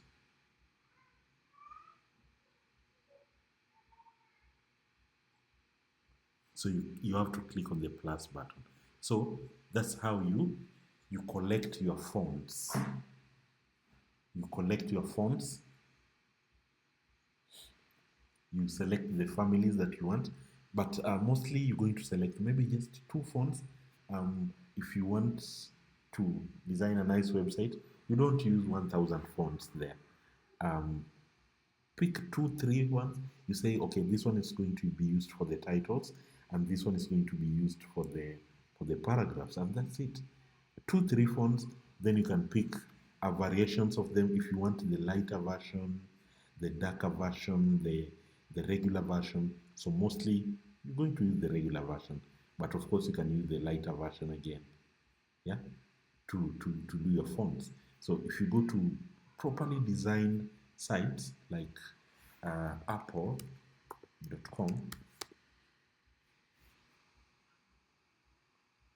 so you're going to find that they're not using a lot of font variations. Let me just show you which font they're using. I add a font. So I have this plugin on my browser. You can install it later. It's called What Font. So if I want to know which font Apple uses for their code, I can just use this tool here. It's an extension on Chrome that you can use to know which font is being used by a particular site. If you find a font like this one on Apple, I can just click this What Font, and then notice if I hover, you can see they are using SF Pro text for that. Then let's see, on this title, you can see it's still SF Pro, but of course the bolder version here, SF Pro. So here it's a little bit different. SF Pro display, yeah, SF Pro display. So if I go down here, maybe on this iPhone 15, SF Pro text display. So this tool can tell me which font you are using. So you can see they're just using one font called SF Pro, but there is text and display, which to me, my eyes, which are not very design oriented, I can't see the difference between this font and this one. I just see them as probably the same. But for a designer, they're going to tell you this font has this. So you can see they're just using one font. So that's a good design thing. Yeah, they're just playing around with the color, the font weight, but it's just the same font, SF Pro. They haven't mixed like 10 fonts inside there. They're all just using the same font here. So that's a good design thing. Just pick one font, then apply it across your website. So if you want to install this tool, it's called, just search on your Google extensions, search for what font. You're going to find that extension and then install it. What font from Google, yeah, Google Chrome. You just install it, click, and then hover for a particular font. You're going to see what font a particular site is using. But okay, back to our code here. So after collecting all the fonts, you just need to click plus plus plus plus plus plus until you have all your fonts ready. So the next thing you need to do, you need to view the collected fonts. You can see that a small cat icon here on the top right hand corner of your Google Fonts pages. You click on it, and yeah, it will give you all the code. So our job is just to copy paste. You don't really need to write some really complicated code there. We're just going to copy the fonts, paste in our code, copy, paste.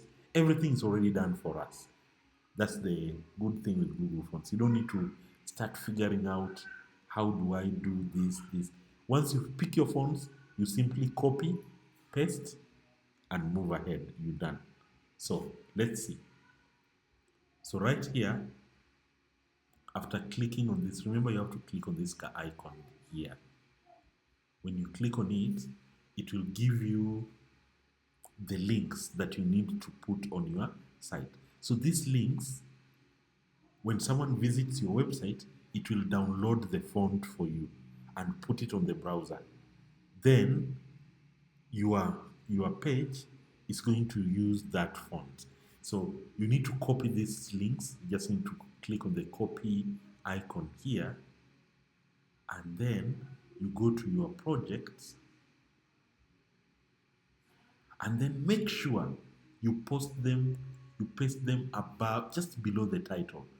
Don't put them below the styles. It won't work. You have to put it before your styles. Okay? Put it before your styles at the top here. Always. So just paste them there, and you are done with the first part. So there are 3 links there for pre-connect. So just paste and you're done with the first part. So make sure you put them above your style tags. Don't put them below your style tags. If you put them here, it won't work. Okay, so take note of that. So let me just move this so that it's on the same line.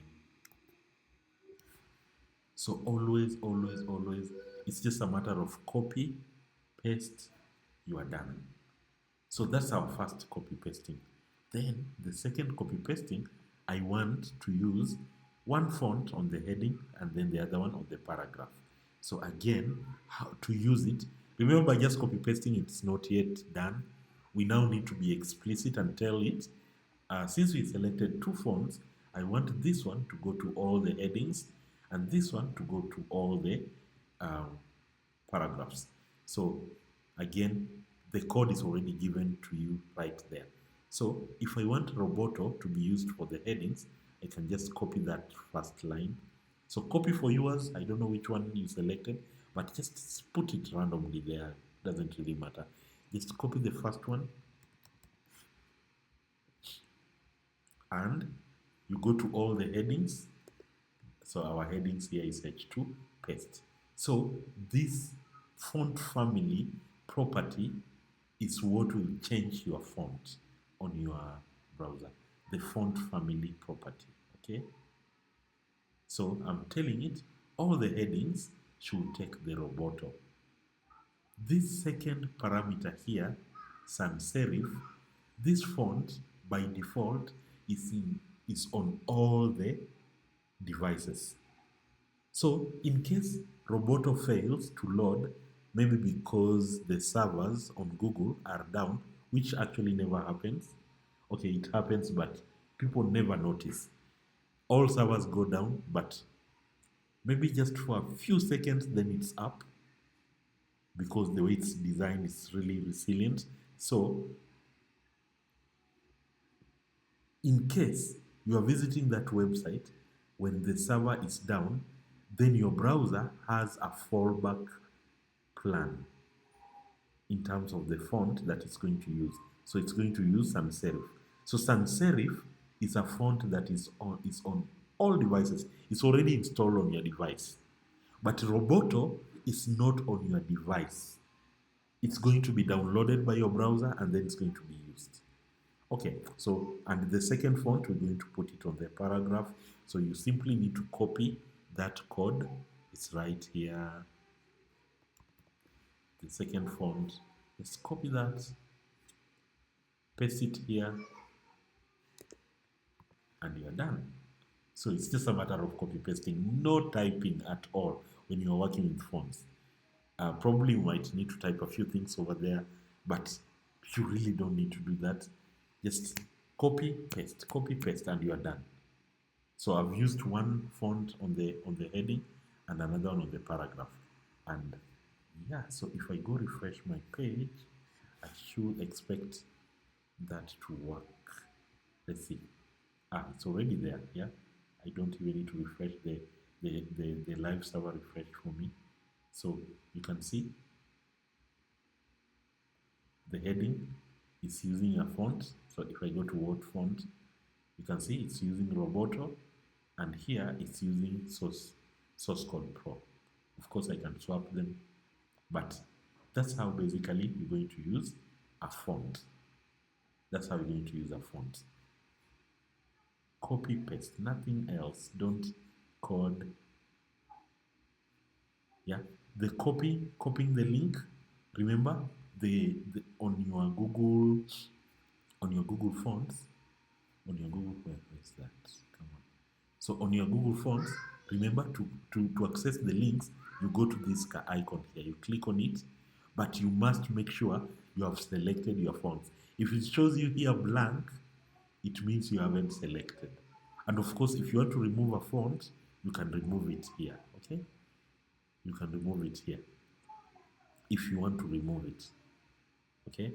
Don't think that once you add, it will, that's it. You can remove, you can do that, you can add it. So first thing, you need to copy the link. I'll show you how to copy the import a little bit later, but you just need to copy the link. So copying is right here. Just click on that and then go above your style tags. Go above your style tags, paste it there. Like right now, I just need to paste it right here.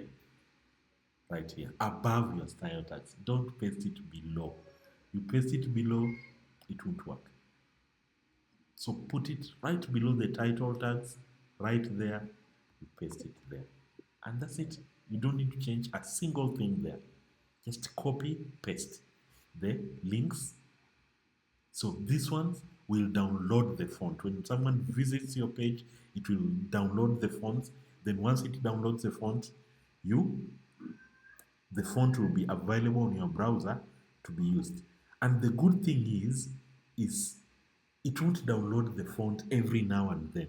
If I just visit one page and it downloads the font, if there is another page that will be using the same font, it will recycle the previously downloaded font just to save on the bandwidth.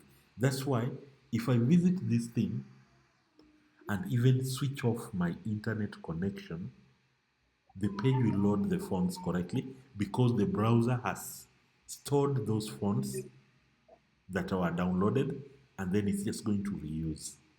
So for the first visit on your page, it's going to be a little bit slower, but not noticeable. I know you are using some really fast internet, 4G, but it's going to be a little bit slower. But for subsequent loads, if I use the same font, maybe for this lesson, it won't download it again.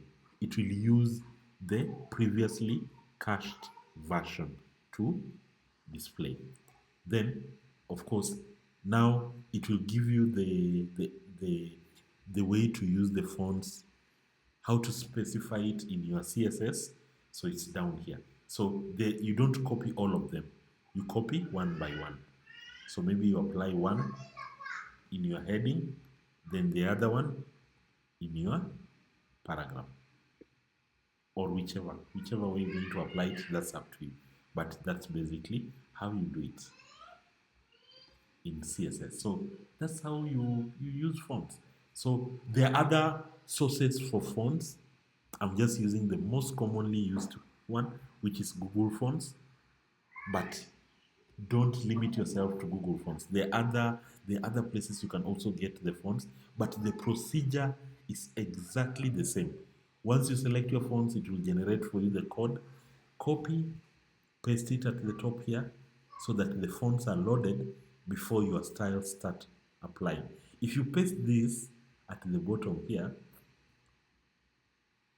after the style tags, what will happen is that the styles will be applied, then the fonts come in later when the styles are already applied and rendered on your page. So you won't see a difference. Take note of that. You won't see a difference. So you need to download the fonts first, make sure they are ready before you can actually use them in your code. Don't do the other way around. Use them when they are not ready. That won't display anything. Okay, so that's basically how you're going to apply your font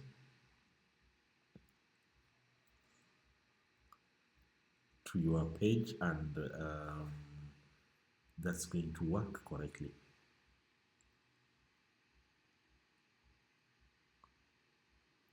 So hopefully it's working for all of you. For some people, I know you already know how to do these fonts, and it's this font family property. Font family property is what is going to change the font on your application. So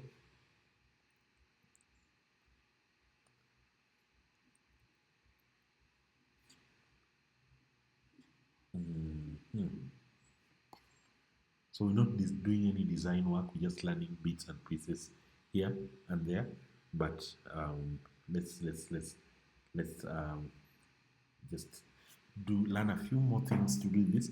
I was planning we cover tables today, but time might not be on our side to do all the tables plus the CSS that is related. But no problem. We still have Monday. We're going to do the two things, table and forms. We're going to cover those two on Monday, but we won't be using Visual Studio Code. We need to switch. At least by now, you've understood how to use Visual Studio Code. In future, it's up to you to choose. Do you want to use Visual Studio Code, or do you want to use PyCharm? PyCharm is optimized for Python, but it can do all this stuff that we're doing right here. Okay, let me show you some few things here before we...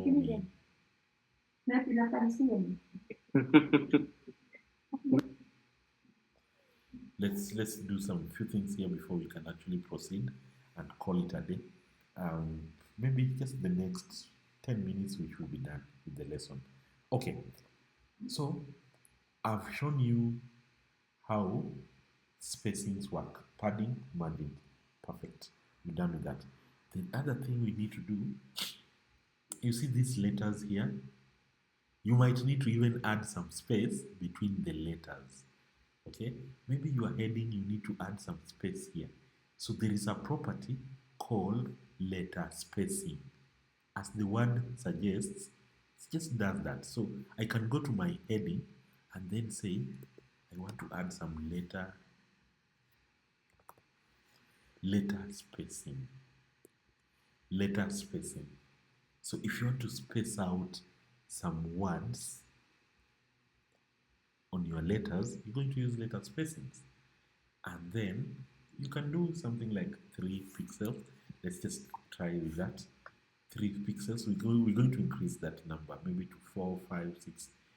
Let's see how they're going to work. Letter spacing.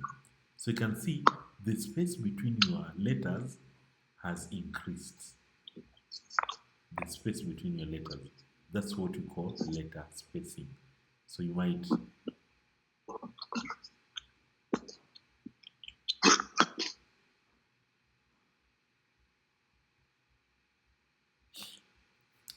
you might come across that a little bit later. It's just as simple as that, letter spacing. So you usually apply it mostly on the headings that you're going to have on your page. It will space out the letters and increase the space between one letter and another. So if you want to do that, letter spacing, yeah. Then for the paragraph, for the paragraph, there is a way to increase the space between. You can even do letter spacing on the paragraph, no problem, but you really don't need to do that on the paragraph. But you can also increase the space between, increase or reduce, it's up to you.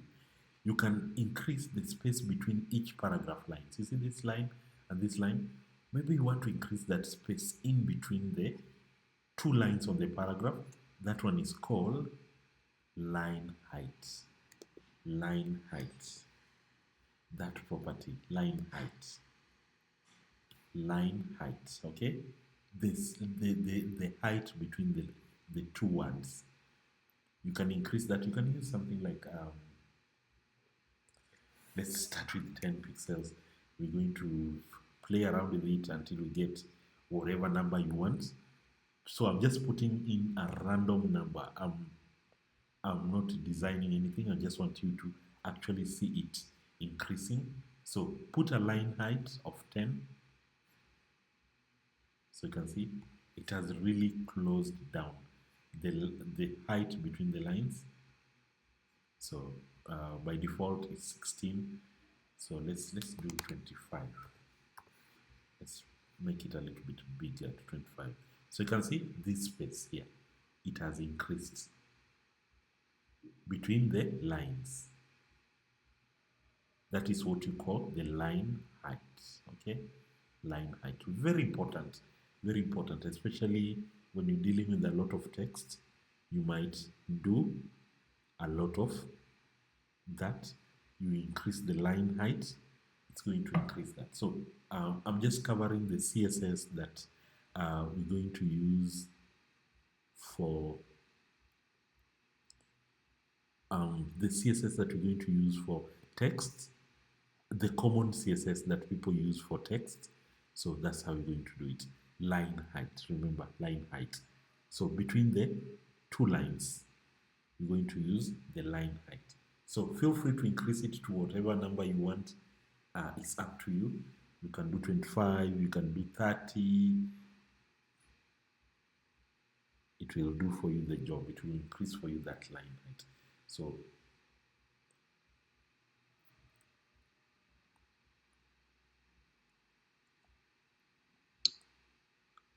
test that and see if it's working. Put any number. Don't stick with 25. Put 30, put 27, 28. That's up to you.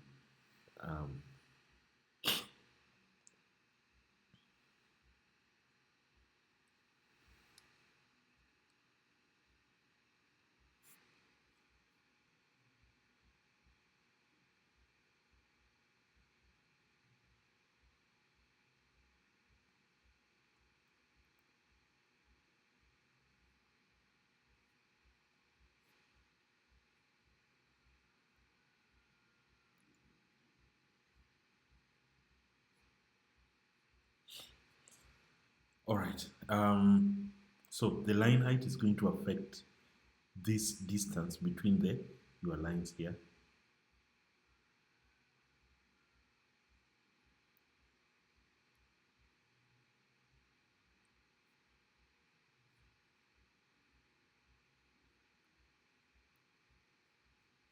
So there is no like this is the perfect line height. You just need to consult your designer, and yeah, you're going to get a good line height that is acceptable, and then you apply it to your text. Okay, the other CSS property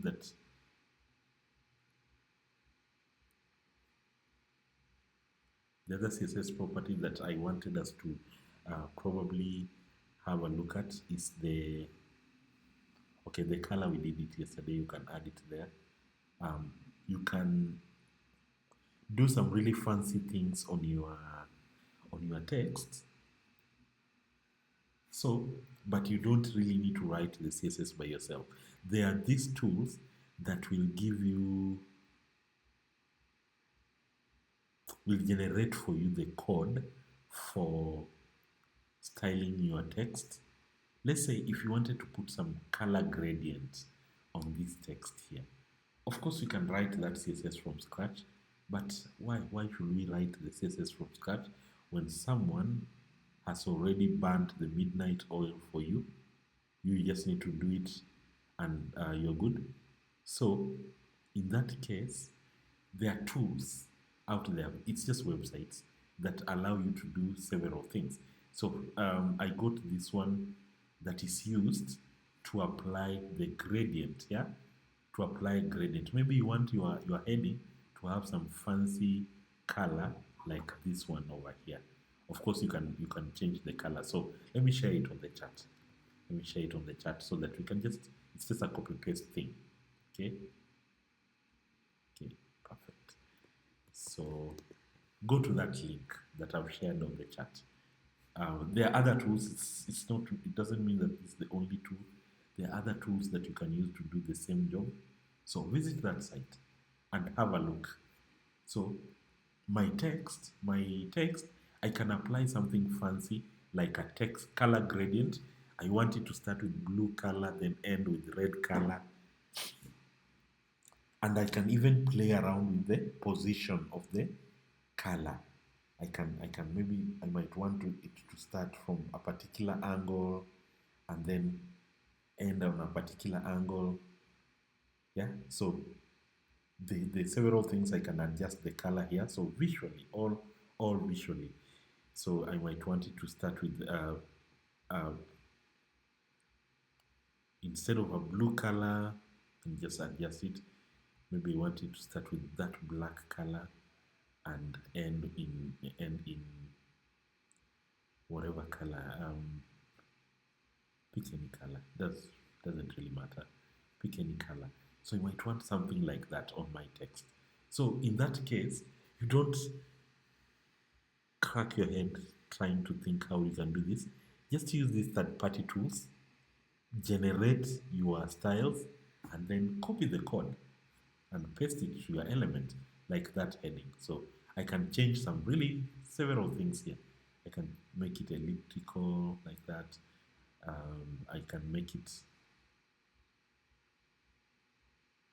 something like that. Those fancy things. No one will ever ask you, how do you generate this in an interview? So you just need to know there is a tool that does for you that job. So what you need to do, generate, copy. Yeah, so you can see you can copy them right here and you are good. Once you copy, you go to your element, which is, in my case, it's the heading, and then I can paste the code there. And that's it. So maybe I need to save Control S so that it arranges the code perfectly. So notice how I did it. I didn't type a single line of code. I just generated it using this tool, played around with these values here, then copied the resulting code.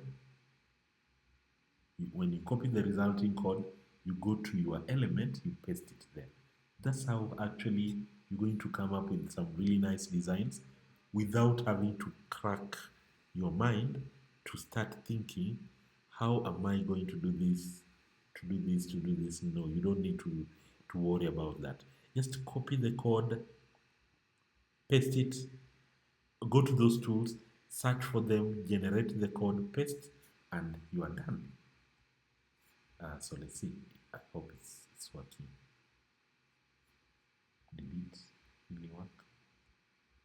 No, it's not working. Did I paste it in the right thing? Why? Why is this not working?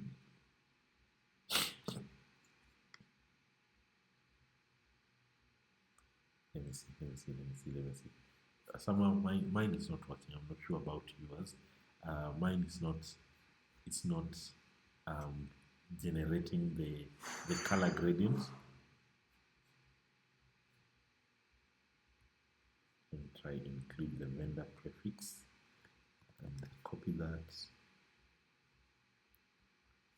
paste it from here. So we are targeting the heading, the H2. Then I press Control S. So always when you paste, you press Control S so that it aligns your code perfectly. So let me refresh that and see how it's going to behave. Why? Mine is not working apparently, but I really don't know why.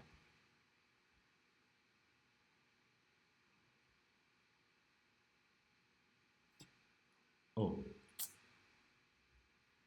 It's giving some warning. That underline. okay. It's let's see.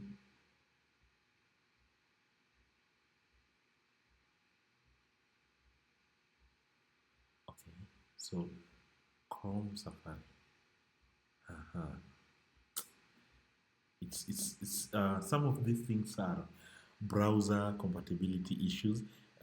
You might find some, but I've taken care of WebKit here, Mozilla, then any other browser. Here, background clip. Let me try add that. It's saying me try add this background clip text. Clip it with text. Let me try that to do away with the warning. Still not working.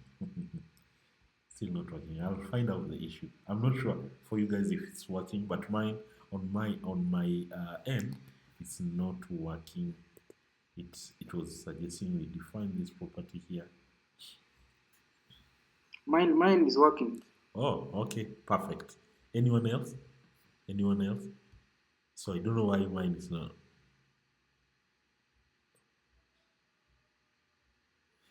Okay, Collins.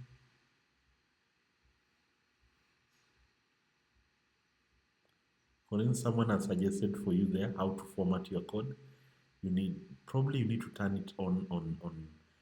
You need to turn it on in the settings. I'm not sure. I did these things on these two quite a long time ago. There is I think somewhere where you need to tell it, please format this code once I save. Can I really remember? I did it a long time ago. But I think if it's not formatting your code, you need to enable formatting. Let me search it here. Format. Text formatting.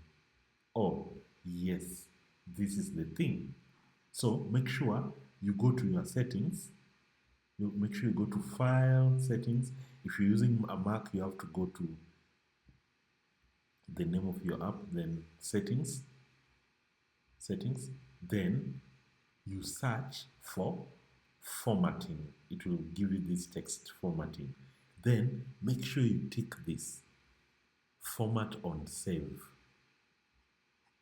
even format on paste, so that when you paste, it just saves for you. So make sure you enable this.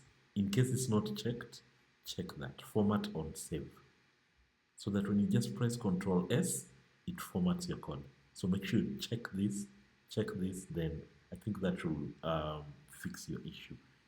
You can search at the top here for the word formatting, format. Then under text, you're going to see formatting.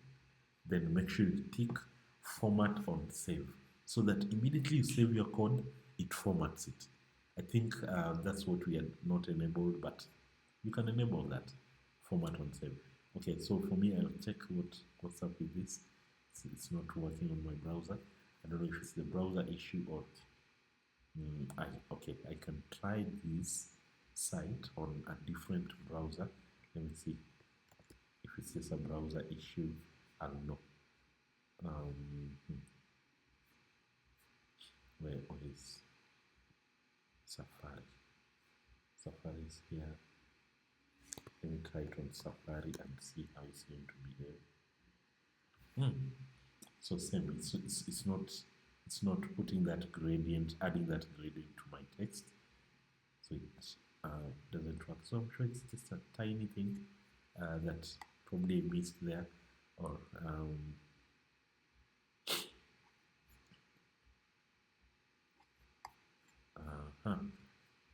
try yours. Let me just refresh this and just pick the default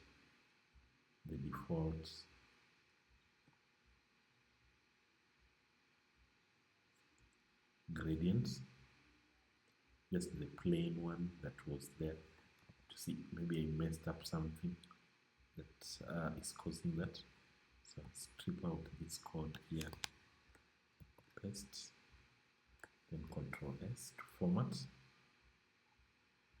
This background is being repeated. And remove this. So let me see if that's going to behave.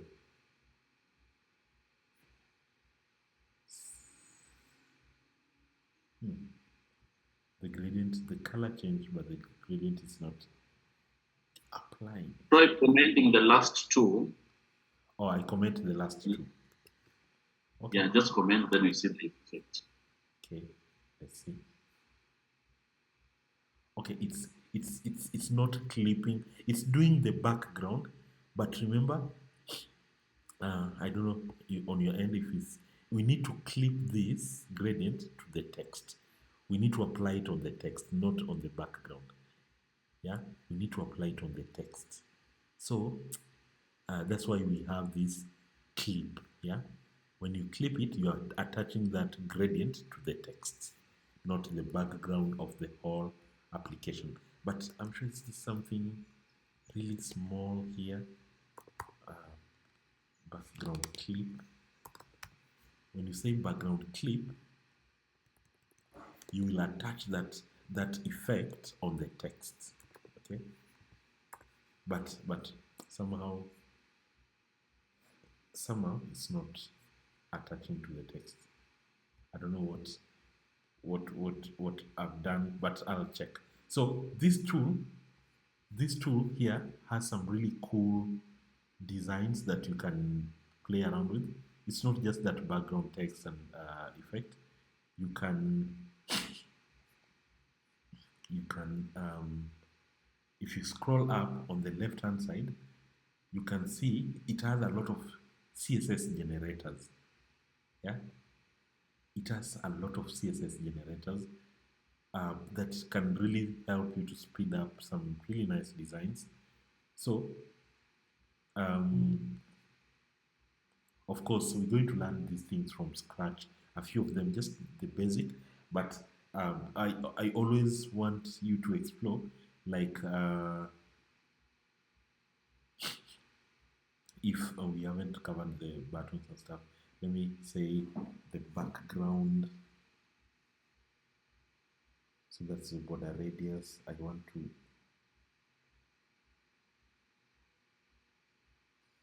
like this one, text rotate generator.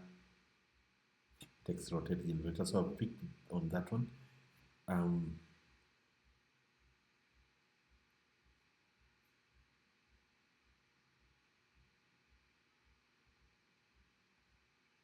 If you want to rotate your text, that's what it just does. So sometimes you might want to rotate your text and make sure your text appears something like that. Yeah. So writing the code by itself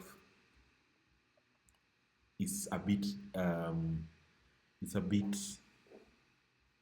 what should I say? It's a bit cumbersome, but we're going to work with these transformations later. But this tool can just generate for you, so it makes your life a little bit easier. You might know there is a property called transform, which you're going to work with all these transformations.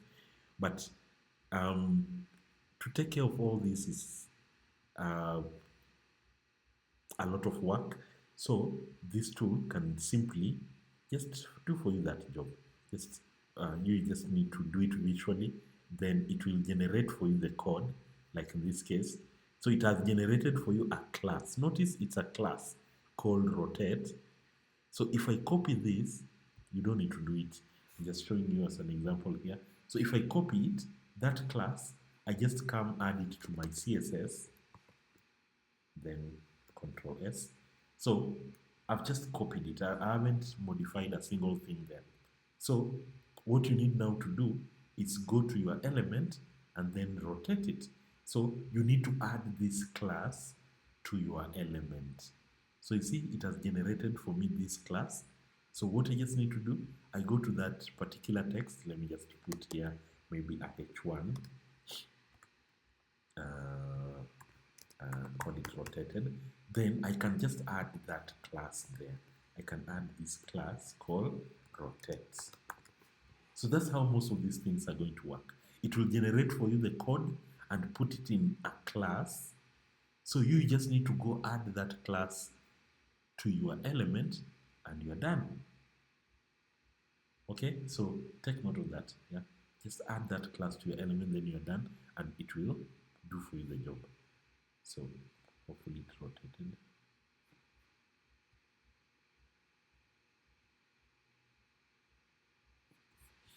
Where is some strange things are happening here. Where is that H1? Let me try to disable the rotating. Let me just misname that class here.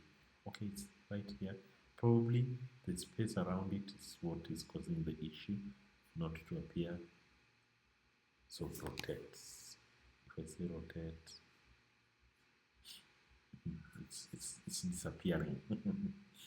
It has disappeared. It's not even rotating. But anyway, that's how you're going to do it. It will generate for you the code, put it even in a class, and then you apply the class. You don't have to use the same class name. You can rename it to something different. Then you apply it. That's okay. So if yours is working,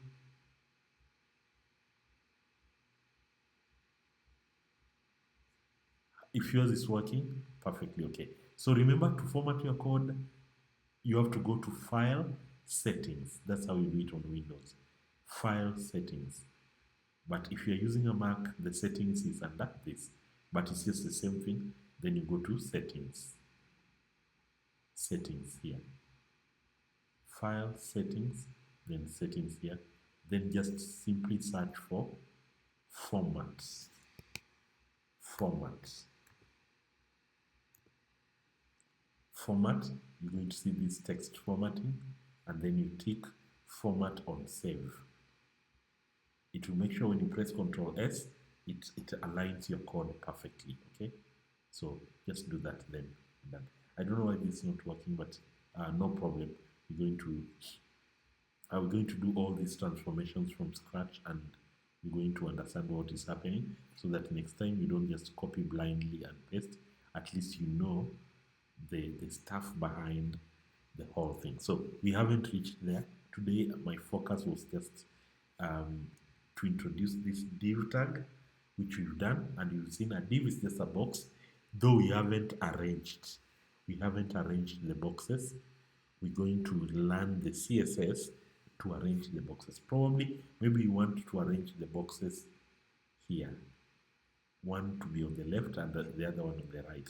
By default, a div is what you call a block element. What it will do, it will take up the whole space from left to right. So you won't be able to squeeze something here. But through CSS, we will be able to tell it, please just take maybe a half the space, and it's going to work correctly. So don't worry, we're going to take care of that. I think that's it for today. I'll upload the recording in a moment. I think I found a way to get it smaller. I'll upload the recording, so just check in the elements. There is a link there for video recordings, and then it will take you to Google Drive, and then you can just play it from Google Drive. Hopefully.